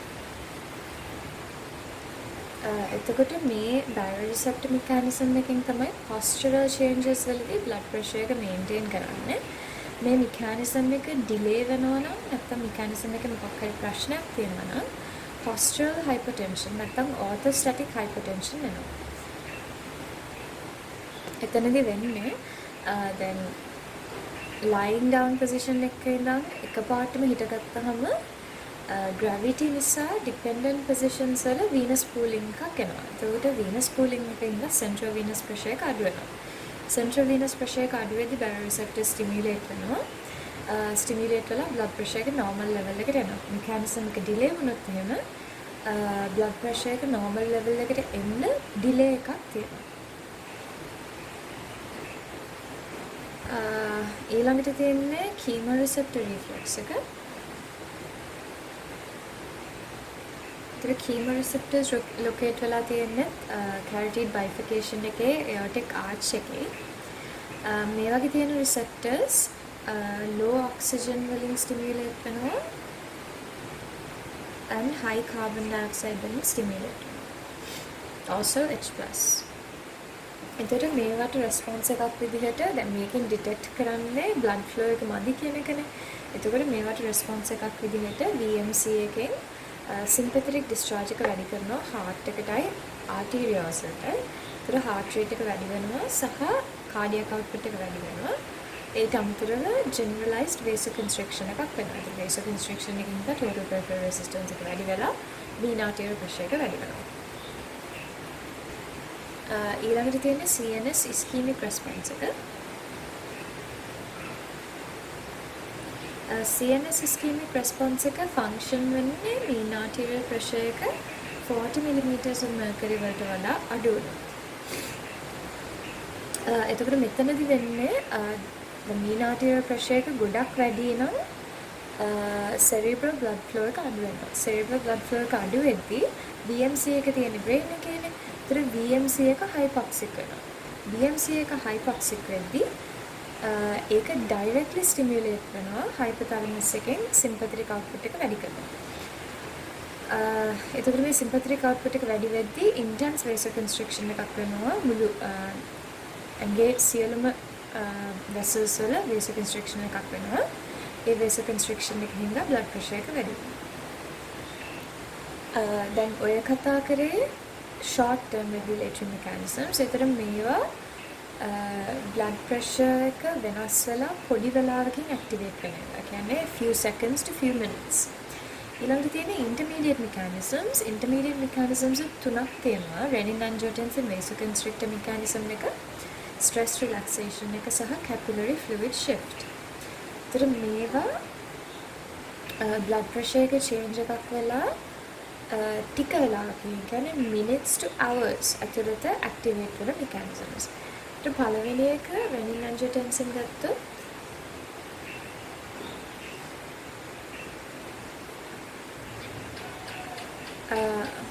blood pressure arterial blood pressure එක අඩු වෙද්දී juxtaglomerular apparatus එක stimulate වෙනවා. ඒතර arterial blood pressure එක අඩු වෙනවා කියන්නේ afferent arterial එකේ blood flow එක අඩු වෙනවා. ඒ කියන්නේ glomerulus එකට යන blood ප්‍රමාණය අඩු වෙනවා. ඒතර glomerulus එකේ flow එක අඩු වෙනවා කියලා කියන්නේ GFR එක අඩු වෙනවා. GFR එක අඩු වෙනවා කියලා කියන්නේ distal tubules වලට reach වෙන volume එකත් අඩුයි. ඒ කියන්නේ tubular fluid ප්‍රමාණය අඩු හින්දා. එතකොට DCT එක පටන් ගන්න තැන තියෙනවා macula densa කියලා structure එකක්. මේක juxtaglomerular apparatus එකේ එක කොටසක්. එතකොට මේක detect කරනවා tubular flow rate එක අඩුයි කියලා. එතකොට macula densa එක stimulate කරනවා afferent arteriole එකේ juxtaglomerular cells වලින් renin secretion එක වැඩි කරනවා. ඒතර renin ගිහිල්ලා angiotensinogen කියන compound එක angiotensin 1 බවට පත් කරනවා. ඊට පස්සේ angiotensin 1 angiotensin 2 කරනවා angiotensin converting enzyme එකෙන්. angiotensin 2 කියන්නේ potent vasoconstrictor එකක්. ඒතර මෙයා ශරීරයේ blood vessels vasoconstrict කරලා blood pressure එක වැඩි කරලා normal blood pressure එකක් achieve කරනවා. ඊළඟ එක තමයි stress relaxation. එතකොට මෙතනදී වෙන්නේ blood pressure එක වැඩි වුණාම blood vessels වල stretch එක වැඩි. ඒ කියන්නේ wall එක stretch වෙනවා. ඒතර මේ wall එක stretch වීමේ response එකක් විදිහට smooth muscle wall එක relax වෙනවා. vessel wall එක relax වෙනවා කියන්නේ vessel එකට accommodate කරන්න පුළුවන් blood ප්‍රමාණය වැඩි වෙනවානේ. එතකොට vascular capacity එක වැඩි වෙනවා. vascular capacity එක වැඩි වෙද්දී blood pressure එක අඩු වෙනවා. ඒ කියන්නේ blood pressure එක normal level එකට ආයෙත් එනවා. ඊළඟට තියෙන්නේ capillary fluid shift කියන එක. කියන්නේ දැන් fluid compartments කීපයක් තියෙනවා. මේක vascular compartment එක. මේක intracellular compartment එක. මේක extracellular compartment එක. ඒතර මේ compartments තුනම are in equilibrium. ඒතර vascular compartment is in equilibrium with the ECF. ECF is in equilibrium with the ICF. ඒතර vascular compartment එකේ loss එකක් තිබුණා. මොකක් හරි ලොකු wound එකක් වෙලා දැන් vascular compartment එකේ blood loss එකක් තියෙනවා. එතකොට මේ දෙක in equilibrium හින්දා ECF එකේ ඉඳන් vascular compartment එකට blood යනවා. කියන්නේ ECF එකේ ඉඳන් vessels ඇතුළට blood යනවා. ඒතර ECF එකේ fluid ප්‍රමාණය අඩු වෙනවා. එතකොට මේ දෙක ඉන්නේ equilibrium හින්දා ICF එකේ ඉඳන් ECF එකට fluid යනවා. ඒතර මේක අනිත් පැත්තටත් වෙනවා. කියන්නේ vessels ඇතුලේ blood volume එක වැඩි වුණොත් එහෙම vessels ඉඳන් ECF එකට යනවා, ECF එකේ ඉඳන් ICF එකට යනවා. මේකට අපි කියනවා capillary fluid shift එක කියලා. මේකෙන් circulating volume එක පුළුවන් තරම් normal වට තියාගන්න තමයි බලන්නේ. මොකද circulating volume එකට අනුව තමයි blood pressure එක determine වෙන්නේ. අන්තිමට තියෙන්නේ අපිට long term mechanisms. ඒතර long term මේ වගේ එකක් තමයි fluid volume එක. කියන්නේ ECF volume එක regulate කරන එක. ඒතර blood pressure එක වැඩි වුණාම ඒ ගොඩක් වෙලාවට වැඩි වෙන්නේ blood volume එක වැඩි වුණාම. නැත්තම් blood volume එක වැඩි වෙනවා. ඒතකොට මේක normal level එකට ඒ කියන්නේ short term and intermediate mechanisms වලින් කරන්නේ blood pressure එක normal level එකට ගන්න. හැබැයි ඒක sustainable විදිහට normal level එකට ගන්න බෑ. ඒ වෙලාවට කරන්න පුළුවන් දේවල් කරලා blood pressure එක normalize කරන්න තමයි කරන්නේ. long term mechanisms වලින් බලාපොරොත්තු වෙන්නේ sustainable විදිහට blood pressure එක regulate කරන්න. එතකොට ECF volume එක regulate කරන්නේ kidney එකෙන්. blood pressure එක වැඩි වුණාම ECF volume එක regulate කරන්න විදි දෙකක් තියෙනවා. පළවෙනි එක තමයි කෙලින්ම water excrete කරන එක. ඒකට blood pressure එක ගොඩක් වැඩි වුණොත් එහෙම pressure diuresis කියලා දෙයක් වෙනවා. ඒ කියන්නේ pressure gradient එක ගොඩක් වැඩි හින්දා filtration එක වැඩි වෙනවා. filtration එක වැඩි වෙද්දී water excretion එක වැඩි වෙනවා. අනික එක තමයි pressure natriuresis කියන්නේ.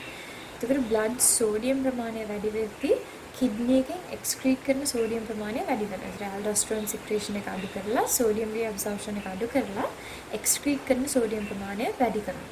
ඒකට sodium කියන්නේ osmotically active particle එකක්. sodium excrete කරද්දී ඒත් එක්කම water excrete කරනවා. එතකොට ECF volume එක අඩු වෙලා blood pressure එක normalize වෙනවා. ඊළඟ එක තමයි renin angiotensin aldosterone system එක. ඒතර අපි කතා කරා renin secretion එක කොහොමද වැඩි වෙන්නේ කියලා. ඒ කියන්නේ blood flow එක අඩු වුණොත්, blood volume එක අඩු වුණොත්, blood pressure එක hypertension එකක් ආවොත්, ඒතර මේ හේතු හින්දා renal perfusion එක අඩු වෙනවා. එතකොට angiotensin අපි කිව්වා vasoconstrict කරනවා කියලා. ඊට අමතරව angiotensin වල අනිත් effects තමයි posterior pituitary එකෙන් ADH secretion එක වැඩි කරනවා. ADH කියන්නේ anti-diuretic hormone. මෙයා ඉද්දි water reabsorption එක වැඩි කරනවා.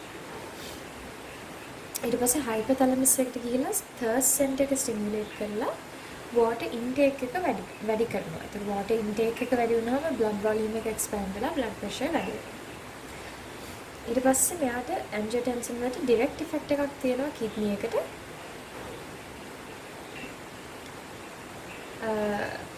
tubular flow rate එක regulate කරලා sodium and water reabsorption එක වැඩි කරනවා. ඊට අමතරව adrenal cortex එකෙන් aldosterone secretion එක වැඩි කරනවා.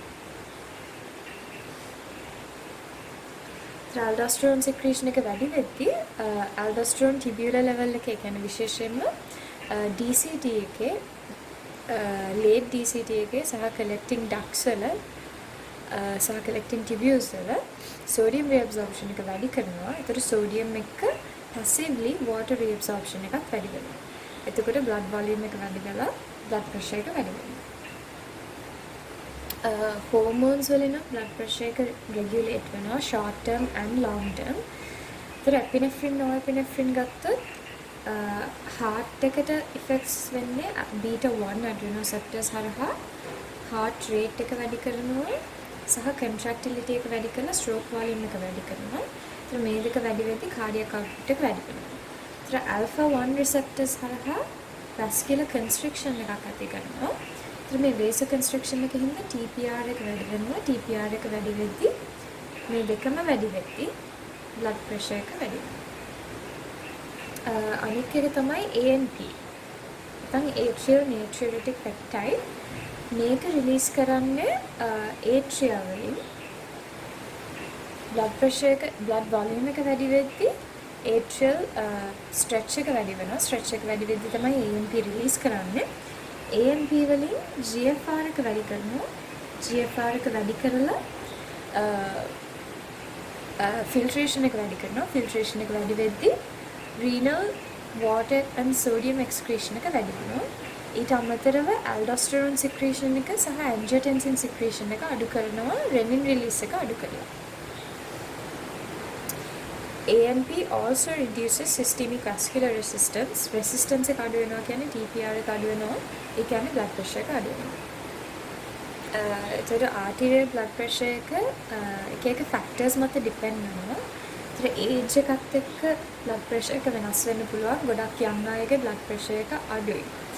sex එකත් එක්කත් blood pressure එක වෙනස් වෙන්න පුළුවන්. generally adult female කෙනෙක්ට lower than normal blood pressure එකක් තියෙන්න පුළුවන්. ඒ කියන්නේ 110/70 කියන එක normal වෙන්න පුළුවන්. එතකොට emotional status එක, excitement, stress, anger වගේ දේවල් එක්ක blood pressure වෙනස් වෙන්න පුළුවන්. sleep වලදී blood pressure එක වෙනස් වෙන්න පුළුවන්. generally sleep වලදී blood pressure එක අඩු වෙනවා. ඒතර exercise වලදී සාමාන්‍ය systolic blood pressure එක වැඩි වෙනවා. diastolic blood pressure එක වෙනස් වෙනවා. කියන්නේ ගොඩක් muscle groups involve වෙලා නම් අඩු වෙනවා. හැබැයි පොඩ්ඩක් muscle groups involve වෙනවා නම් diastolic blood pressure එක වැඩි වෙන්න පුළුවන්. ඒතර gravity එක මතත් blood pressure එක වෙනස් වෙනවා. මොකද effective circulating blood volume එක වෙනස් වෙන හින්දා. එතකොට blood pressure chronically වෙනස් වෙලා තියෙන pathological conditions දෙකක් තියෙනවා. පළවෙනි එක තමයි hypertension. Hypertension කියන්නේ blood pressure is chronically elevated or sustained elevation of blood pressure or arterial blood pressure at or above 140/90 millimeters of mercury. Definitions මේවට බලා ගන්න. එතකොට hypotension කියලා කියන්නේ chronically depressed blood pressure less than 100/60 millimeters of mercury. එතකොට blood pressure ගැන තියෙන උත්තරය. අපි ඊළඟ ටොපික් එක විදිහට කතා කරන්න යන්නේ tissue fluid ගැන.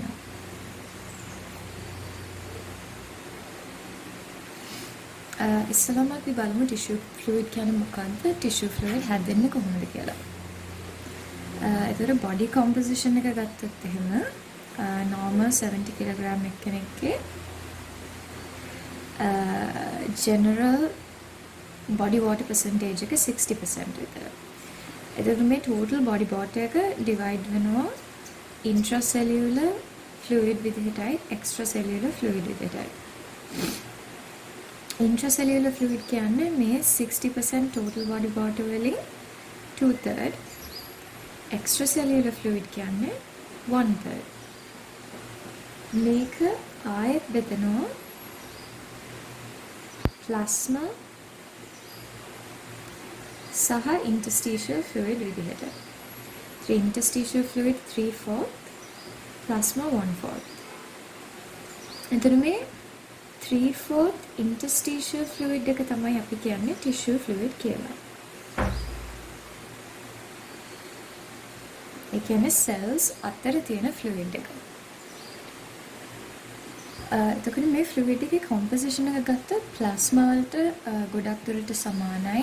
ඒ nutrients, oxygen වගේ දේවල් එහෙමම තියෙනවා. එන්නට blood cells නෑ.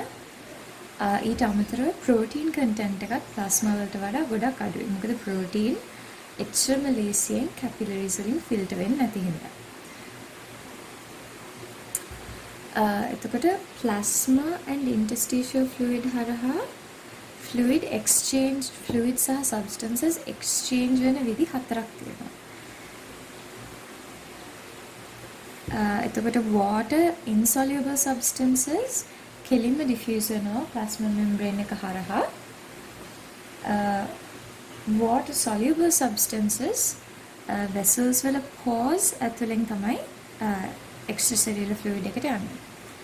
ඊට අමතරව bulk flow එකක් වෙනවා. bulk flow එකේදී plasma සහ dissolved solutes බල්ක් එක පිටින් එක ෆ්ලූයිඩ් කම්පාර්ට්මන්ට් එකක ඉඳන් තවත් ෆ්ලූයිඩ් කම්පාර්ට්මන්ට් එකකට යනවා. මේ බල්ක් ෆ්ලූ එකෙන් ප්‍රෝටීන්ස් යන්නේ නැහැ. යන්නේ වෝටර් සහ ඒ dissolved solids. අනික එක තමයි pinocytosis. කියන්නේ cell drinking. එතකොට මේ ෆ්ලූයිඩ් එක කැපිලරි මේක vessel එක නම් මේක interstitial fluid. ඒතර ෆ්ලූයිඩ් එක කැපිලරි එක ඇතුළට යනවාද නැත්නම් interstitial fluid එකට යනවාද කියන එක depend වෙන්නේ Starling's forces ගැන. අපි ඊළඟට කතා කරමු Starling's forces කියන්නේ මොනවද කියලා. මේ විදිහට blood vessel එකක් ගත්තොත් blood vessel එකක තියෙනවා arterial end එකකුයි venous end එකකුයි. එතකොට generally arterial end එකේදී වෙන්නේ filtration එකක්. මේ filtration එක pressure driven. ඒ කියන්නේ vessels ඇතුලේ pressure එක වැඩි interstitial fluid එකට වඩා. එතකොට මේ pressure gradient එක දිගේ plasma filter වෙනවා capillaries වල ඉඳන් interstitial fluid එකට. ඊට පස්සේ මේ filter වෙන fluid එකෙන් 85%ක්ම venous end එකේදී reabsorb වෙනවා. මේ reabsorption එකත් pressure driven process එකක්. මොකද venous end එකේ pressure එක ගොඩක් අඩු හින්දා. එතකොට remaining 15% 15 to 20% විතර reabsorb වෙන්නේ lymphatics වලට. එතකොට මේ lymphatics වලින් ආය circulation එකට මේ interstitial fluid ටික දෙනවා. එතකොට arterial end එකේ filter වෙන fluid එකට අපි කියනවා ultrafiltration කියලා.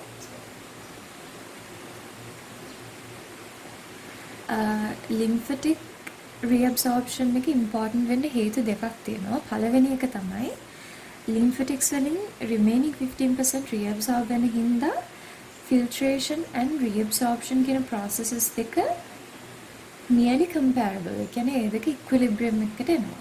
මේකට අපි කියනවා Starling's law of capillaries කියලා. දෙවෙනි කාරණය තමයි මේ filtrate එකේ capillaries නම් filter වෙන fluid එකේ protein තිබුණොත් එහෙම proteins ගොඩක් වෙලාවට reabsorb වෙන්නේ lymphatics වලින්. එතකොට දැන් proteins interstitial fluid එකේ accumulate වුණොත් එහෙම plasma වල ඉඳන් interstitial fluid එකට එන fluid ප්‍රමාණය වැඩි වෙනවා. මොකද proteins කියන්නේ osmotically active particles. එතකොට fluid compartments වල equilibrium එක තියාගන්න නම් lymphatics වලින් protein reabsorb වෙන එක ගොඩක් important. මේක වුණේ නැති වුණාම lymphatic block එකක් හරි මොකක් හරි lymphatic abnormality එකක් හින්දා fluid and protein reabsorption එක impair වුණත් එහෙම edema එන්න පුළුවන්. එතකොට Starling's forces ගත්තහම forces හතරක් තියෙනවා. පළවෙනි එක තමයි capillary hydrostatic pressure. දෙවෙනි එක තමයි interstitial fluid hydrostatic pressure එක. තුන්වෙනි එක තමයි capillary osmotic oncotic pressure එක. හතරවෙනි එක තමයි interstitial fluid oncotic pressure එක. එතකොට මේ values ගත්තොත් එහෙම hydrostatic pressure එක වැඩි arterial end එකේ. arterial end එකේ වැඩි venous end එකට වඩා. interstitial fluid hydrostatic pressure එක ගත්තොත් ඒක අපි සලකන්නේ 0යි කියලා. එතකොට දෙකටම 0යි කියලා තමයි අපි සලකන්නේ. capillary oncotic pressure එක ගත්තොත් arterial and venous end එකේ almost equal. හැබැයි සමහරක් වෙලාවට fluid filtration හින්දා arterial end එකේ venous end එකේ capillary oncotic pressure එක වැඩි වෙන්න පුළුවන්. එතකොට අපි මෙහෙම ලියමු. greater than or equal to. ඊට පස්සේ interstitial fluid oncotic pressure එක ගත්තොත් ඒකත් proteins පොඩ්ඩයි තියෙන interstitial fluid එකේ. ඒක නිසා nearly 0 විදිහට තමයි ගන්න arterial and venous end එකේ. දැන් අපි මේව එකින් එකට කතා කරමු.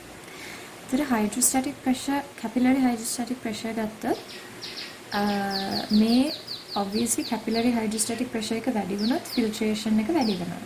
ඒතර ආටීරියල් එන්ඩ් එකේදී කොහොමද මේක වෙන්නේ? ආටීරියල් එන්ඩ් එකේ ඩයිලටේෂන් එකක් වුණොත් නැත්නම් ප්‍රීකැපිලරි ස්ෆින්ක්ටර්ස් ඩයිලේට් වුණොත් එහෙම ආටීරියල් එන්ඩ් එකේ බ්ලඩ් ෆ්ලෝ එක වැඩි වෙනවා. බ්ලඩ් ෆ්ලෝ එක වැඩි වෙනවා කියන්නේ හයිඩ්‍රෝස්ටැටික් ප්‍රෙෂර් එක වැඩි වෙනවා. ප්‍රෙෂර් එක වැඩි වෙනවා කියන්නේ ෆිල්ට්‍රේෂන් වැඩි වෙනවා. වීනස් එන්ඩ් එකේ ගත්තොත් වීනෝ කන්ස්ට්‍රික්ෂන් එකක් වුණොත් එහෙම ආටීරියල් එන්ඩ් එකේ හරි ආටීරියල් කැපිලරි එන්ඩ් එකේ ප්‍රෙෂර් එක වැඩි වෙනවා. වීනෝ කන්ස්ට්‍රික්ෂන් එකකින් හින්දා එතනින් එහාට බ්ලඩ් ෆ්ලෝ එක අඩු වෙනවනේ. එතකොට ආටීරියල් සයිඩ් එකේ ප්‍රෙෂර් එක වැඩි වෙනවා. එතකොටත් ෆිල්ට්‍රේෂන් එක වැඩි වෙනවා. මොකද කැපිලරි හයිඩ්‍රෝස්ටැටික් ප්‍රෙෂර් එක වැඩි වෙන හින්දා. එතකොට PC වැඩි වෙන්නේ ආටීරියල් ඩයිලටේෂන් වලදී සහ වීනස් කන්ස්ට්‍රික්ෂන් වලදී.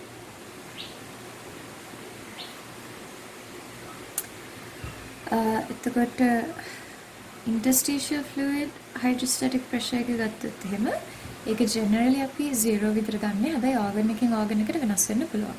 ඒතර සමහරක් organs වල subatmospheric ඒ කියන්නේ less than 0 interstitial fluid hydrostatic pressure එකක් තියෙන්න පුළුවන්. ඒතකොට මේ pressure එක negative වුණොත් එහෙම fluid move වෙන interstitial fluid එක ඇතුළට මේ pressure එක greater than 0 වුණොත් එහෙම ඒ කියන්නේ positive pressure එකක් වුණොත් එහෙම fluid move වෙන්නේ vessels ඇතුළට. එතකොට capillary oncotic pressure එක ගත්තොත් generally vessels are impermeable to proteins. එතකොට capillary oncotic pressure එක generally arterial end එකේ venous end එකේ සමානයි.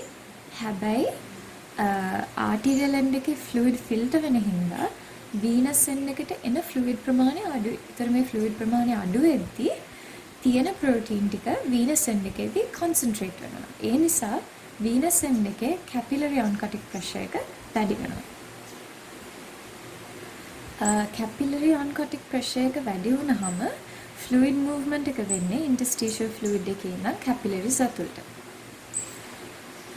අන්තිම එක තමයි interstitial fluid osmotic pressure එක. ඒතර මේ interstitial fluid osmotic pressure එක depend වෙන්නේ arterial end එකේදී leak වෙන protein ප්‍රමාණය අනුව. ඒ වුණාට මේ leak වෙන protein ටික lymphatics වලින් ආය අයින් කරන හින්දා interstitial fluid osmotic pressure එක ගොඩක් අඩු value එකක් තමයි ගන්න. එතකොට අපි මේ forces වල pairs ගත්තොත්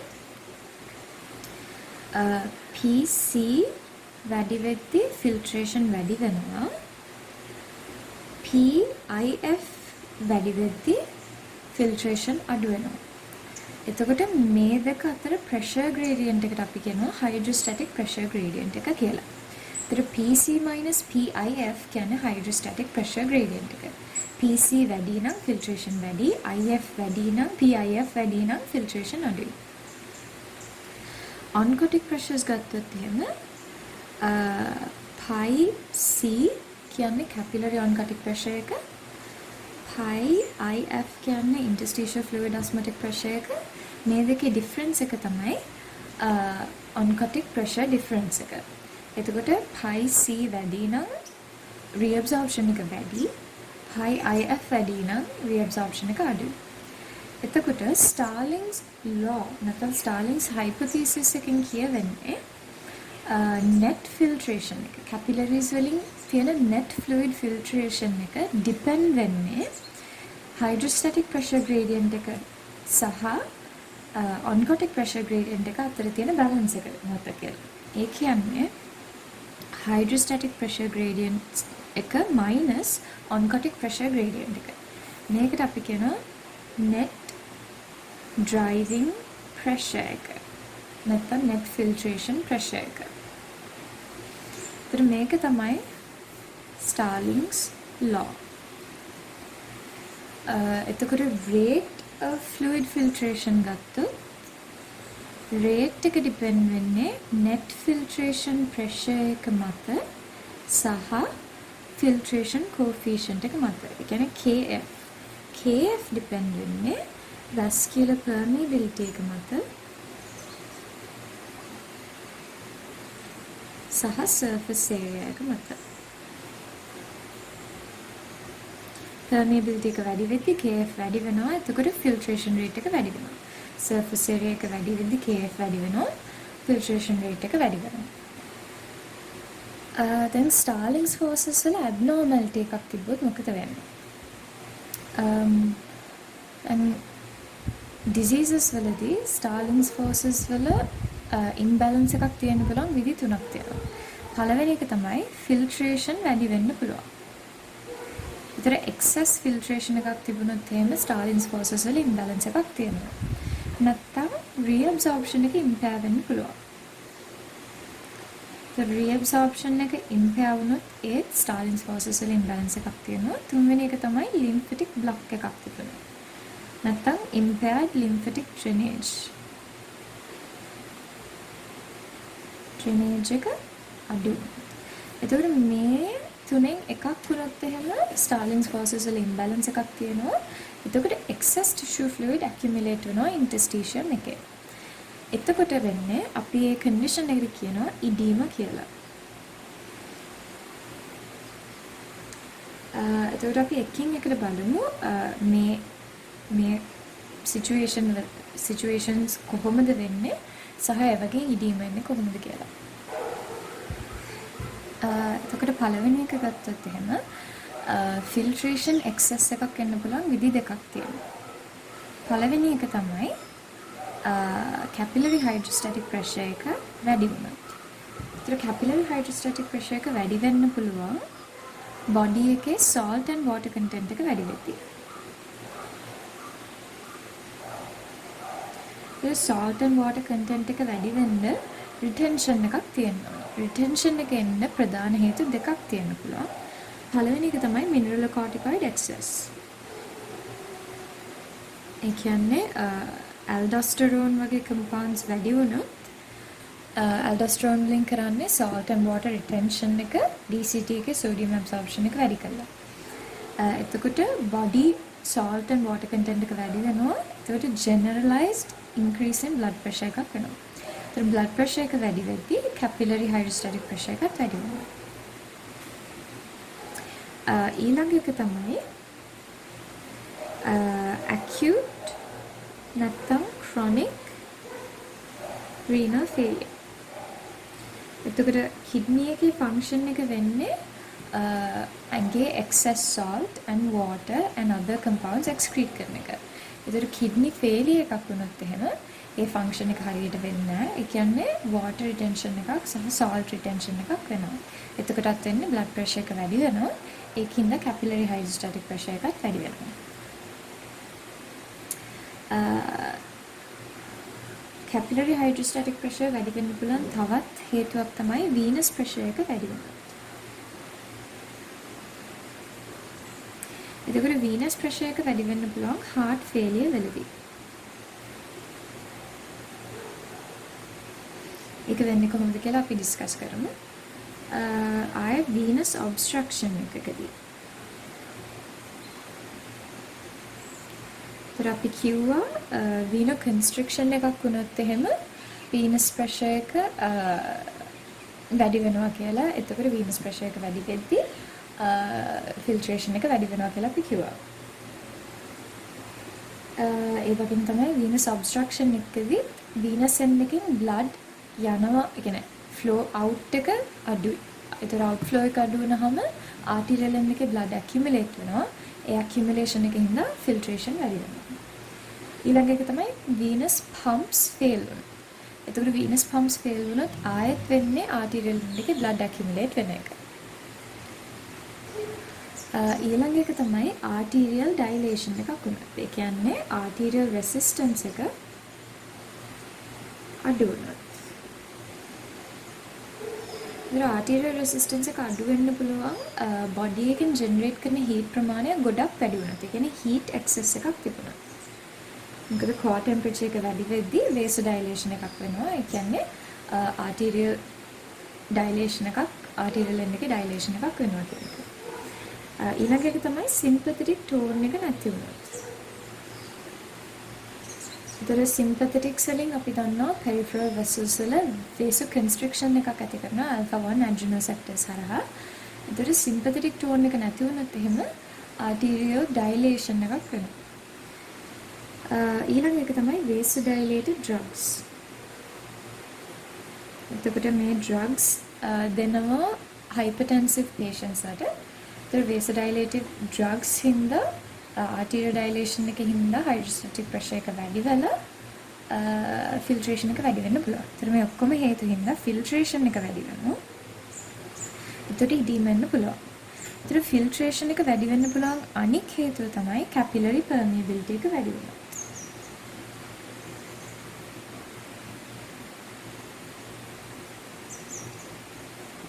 ඒතර capillary permeability එක වැඩි වෙන්න පුළුවන් tissue injury එකකදී. ඒතර injuries වලදී සහ එක chemicals වලට response එකක් විදිහට paracrine substances secrete කරනවා. bradykinin වගේ substances. ඒතර මේවට response එකක් විදිහට vasodilation එකකුත් වෙනවා, permeability එකත් වැඩි වෙනවා. එතකොට අපි clinical situations කීපයක් ගමු. පළවෙනි එක තමයි liver cirrhosis. ඒතර cirrhosis වලදී liver tissue එක damage වෙනවා. එතකොට liver parenchyma replace වෙනවා fibrous tissue වලින්. fibrous tissue contract වෙන හින්දා venous obstruction එකක් වෙනවා. ඒතර මේ venous obstruction එකකින් හින්දා portal pressures වැඩි වෙනවා. portal system එකේ venous pressure එක වැඩි වෙනවා. ඒතර මෙහෙම වුණාම මේ portal system එකේ pressure එක වැඩි වෙන හින්දා විශේෂයෙන්ම intestine එකේ සහ lower gut එකේ veins වල pressure එක වැඩි වෙනවා. මොකද මේවා drain වෙන්නේ portal circulation එකට. ඒතර මේ veins වල pressure එක වැඩි වෙද්දී ascites එනවා. ඒ කියන්නේ intestinal veins වල pressure එක වැඩි හින්දා ඒ arterial end එකෙන් fluid filtration එක වැඩි වෙනවා. එතකොට edema එකක් එනවා. ඒකට අපි කියනවා ascites කියලා. දෙවෙනි එක තමයි passive congestion. එතකොට lower limb එකේ veins වල thrombosis එකක් આવොත්, for example in deep vein thrombosis, ඒ වගේ අවස්ථාවලදී venous pressure එක venous drainage එක impair වෙනවා. ඒතර venous end එකේ fluid reabsorption එක impair වෙනවා. එතකොට සහ arterial end එකේ pressure එක වැඩි වෙනවා. එතකොට filtration එක වැඩි වෙනවා. තුන්වෙනි එක තමයි heart failure. විශේෂයෙන්ම right heart failure. ඒතකොට right heart failure එකේදී right heart එකෙන් blood pump වෙන්නේ නැහැ. එහෙම වුණාම right ventricle එකේ blood accumulate වෙනවා. එතකොට right side එකේ filling pressure එක වැඩි වෙනවා. filling pressure එක වැඩි වෙද්දී central venous pressure එකත් වැඩි වෙනවා. මොකද දැන් IVC එකයි SVC එකයි increased pressure එකක් යටතේ තමයි blood ගේන්නේ heart එකට. මේ හේතුව හින්දා සම්පූර්ණ venous system එකේම pressure එක වැඩි වෙනවා. එතකොට arterial end එකේ filtration එක වැඩි වෙනවා. ඊළඟ එක තමයි pregnancy. මේක physiological edema එකක් එන්නේ pregnancy වලදී. ඒකට හේතු දෙකක් තියෙනවා. පළවෙනි එක තමයි pregnancy වලදී blood volume එක expand වෙනවා. එතකොට අපි දන්නවා pregnancy වලදී blood cells වල increase එකක් වෙනවා. ඒ වගේම blood volume එකෙත් increase එකක් වෙනවා. blood volume එකේ increase එක blood cell එකේ increase වලට වඩා වැඩි හින්දා hemodilution එකක් වෙනවා කියලා. ඒතර මේ expanded blood volume එක හින්දා arterial pressure එක වැඩි වෙනවා. ඒ කියන්නේ hydrostatic pressure එක වැඩි වෙලා filtration වැඩි වෙනවා. ඊට අමතරව pregnant uterus එකත් veins compress කරනවා. ඒතර veins compress වුණාම venous pressure එක වැඩි වෙනවා. ඒක නිසා arterial end එකේ filtration එක වැඩි වෙනවා. ඊළඟ situation එක තමයි postural edema. postural edema එනවා ගොඩක් වෙලා standing position එකේ නැත්තම් ambulant position එකේ ඉඳි. එතකොට මෙතනදී වෙන්නේ gravity වලට against veins වලින් blood heart එකට pump කරන්න ඕන හින්දා gravity නිසා venous pooling එකක් එනවා legs වල. ඒ කියන්නේ legs වල venous pressure එක වැඩි වෙනවා. ඒතර legs වල venous pressure එක වැඩි වෙනවා කියන්නේ capillary hydrostatic pressure එක වැඩි වෙනවා කියන එක. එතකොට filtration එක වැඩි වෙනවා. දෙවෙනි reason එක තමයි ෆිල්ටරේෂන් නෙවෙයි රීඇබ්සෝර්ප්ෂන් ඉම්පෙයාර් වෙනවා. එතකොට රීඇබ්සෝර්ප්ෂන් වලට බලපාන ප්‍රධානම ෆැක්ටර් එක තමයි කැපිලරි ඔන්කොටික් ප්‍රෙෂර් එක. ඒක කැපිලරි ඔන්කොටික් ප්‍රෙෂර් එකට බලපාන්නේ ප්‍රෝටීන්ස්. එතකොට ප්‍රෝටීන් සින්තසිස් එකේ ප්‍රශ්නයක් තිබුණොත් රීඇබ්සෝර්ප්ෂන් ඉම්පෙයාර් වෙනවා. එතකොට ප්‍රෝටීන් ලොස් එක වැඩි වුණොත් බඩි එකෙන් ෆිල්ටරේෂන් රීඇබ්සෝර්ප්ෂන් ඉම්පෙයාර් වෙනවා. ඊට අමතරව ප්‍රෝටීන් සින්තසිස් එකත් නෝමල් වෙන්න පුළුවන්, ලොස් එකක් නැති වෙන්නත් පුළුවන්. ඒ තියෙන ප්‍රෝටීන්ස් ඩයලූට් වුණොත් ඕවර් ඉන්ෆියුෂන් එකක් හින්දා නැත්නම් බොඩි වෝටර් කන්ටෙන්ට් එක එක්ස්පෑන්ඩ් වුණොත් හින්දා එතකොට රීඇබ්සෝර්ප්ෂන් එක ඉම්පෙයාර් වෙන්න පුළුවන්. එතකොට අපි පළවෙනියටම ගමු ප්‍රෝටීන් සින්තසිස් එක අඩු වුණාම.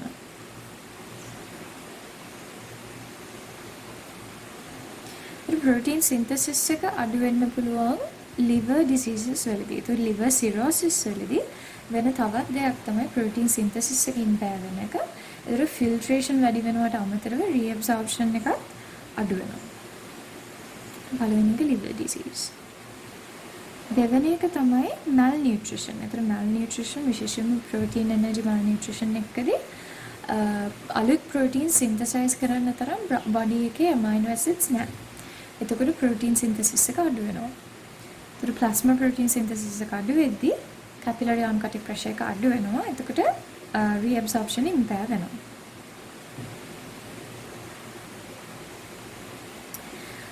දෙවෙනි එක තමයි protein loss එකක් වුණාම body එකේ.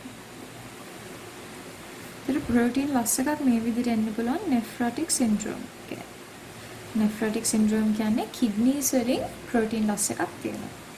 නැත්තම් diabetic microalbuminemia macroalbuminemia වලදී protein loss එකක් එනවා.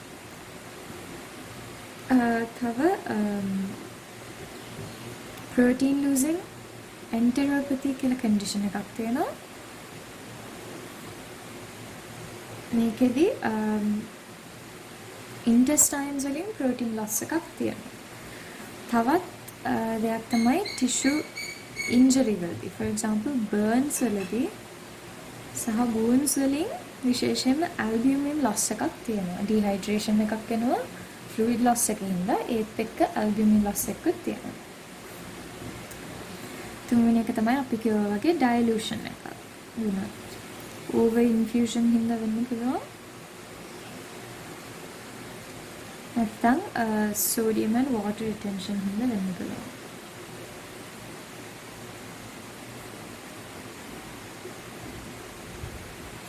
ඒතර මේ reasons වලින් තමයි reabsorption එක impair වෙන්නේ. අන්තිම එක තමයි lymphatic drainage එක impair වුණොත්.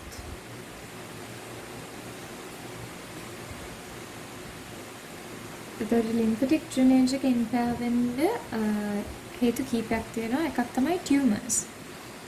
එතකොට tumors වලින් lymphatic vessels obstruct වෙන්න පුළුවන්. නැත්නම් lymphatic system එකේ tumor එකක් වෙන්න පුළුවන්. එතකොටත් vessels obstruct වෙලා lymphatic pressure එක වැඩි වුණොත් එහෙම reabsorption එක අඩු වෙනවා. අනික එක තමයි inflammation. inflammation වලදීත් ඒකම තමයි වෙන්නේ. lymphatic system එකේ pressure එක වැඩි වෙනවා inflame වෙද්දී. inflammatory fluid, inflammatory substances හින්දා එතකොට lymphatic drainage එක impair වෙනවා. එතකොට infection එකක් ආවොත් lymph nodes වල එතකොටත් lymph nodes swell වෙනවා, inflammation එකක් එනවා, lymphatics block වෙනවා. example filariasis. එතකොටත් edema එන්න පුළුවන්. නැත්නම් surgical resection. again radical mastectomy කරද්දී දැන් හිතන්න right side එකේ radical mastectomy එකක් කරා කියලා. එතකොට right side axilla එකේ ඔක්කොම lymph nodes අයින් වෙනවා. එතකොට දැන් right limb එකේ lymphatics drain වෙන්නේ axillary lymph nodes වලට. එතකොට ඒ side එකේ lymphatic drainage එක impair වෙනවා. එතකොට right side arm එකේ edema එන්න තියෙන chance එක වැඩි. නැත්නම් muscular activity එක අඩු වුණොත් දැන් veins වගේම lymphatics low pressure system එකක් muscular wall එක ගොඩක් thin. එතකොට ඒවා depend වෙනවා muscular contractions මත lymph drainage එක maintain කරන්න. ඒතර මස්කියුලර් කන්ට්‍රැක්ෂන් එක අඩු වෙනවා කියන්නේ ලිම්ෆටික්ස් වෙසල්ස් ඇතුලේ ඇකියුමුලේට් වෙනවා කියන එක. එතකොට ලිම්ෆ් ඩ්‍රේනේජ් එක ඉම්පෙයාර් වෙලා ඉඩීම වෙන්න පුළුවන්. තවත් කන්ජෙනිටල් කන්ඩිෂන්ස් තියෙනවා ලිම්ෆටික් වෙසල්ස් ඩිවෙලොප් වෙලා නැති. එතකොට ඇබ්සන්ස් එකක් වෙන්න පුළුවන් නැත්නම් ඇබ්නෝමැලිටි එකක් වෙන්න පුළුවන් ලිම්ෆටික්ස් වල. එතකොටත් ලිම්ෆටික් ඩ්‍රේනේජ් එක ඉම්පෙයාර් වෙන්න පුළුවන්. එතකොට ඉඩීම ටයිප් එක පිටින් වෙන්න පුළුවන්, non පිටින් වෙන්න පුළුවන් සහ ඕගන් එකට අනුව ඒකේ සිවියරිටි එක සහ ඉෆෙක්ට්ස් වෙනස් වෙනවා. ඒතකොට ලෙග් ඉඩීම වලදී ලොකු ප්‍රශ්නයක් නැහැ. බෙඩ් රෙස්ට් වගේ දේවල් වලින් නැත්නම් මසාජින් වගේ දේවල් වලින් ඉඩීම එක නැති කරගන්න පුළුවන්. ඒතකොට ප්ලූරල් පල්මොනරි ඉඩීම එකක් ආවොත් ෂෝට් ඊට වඩා සීරියස් කන්ඩිෂන් එකක්. ඒතකොට ෂෝට්නස් ඔෆ් බ්‍රෙත් වගේ ඩිස්නියා එන්න පුළුවන්. එතකොට අපි පෙරිටෝනියල් එෆියුෂන් එකට කියනවා ඇසයිටිස් කියලා. පෙරිකාර්ඩියල් එෆියුෂන් ප්ලූරල් එෆියුෂන් එකට කියනවා ප්ලූරල් පල්මොනරි ඉඩීම කියලා.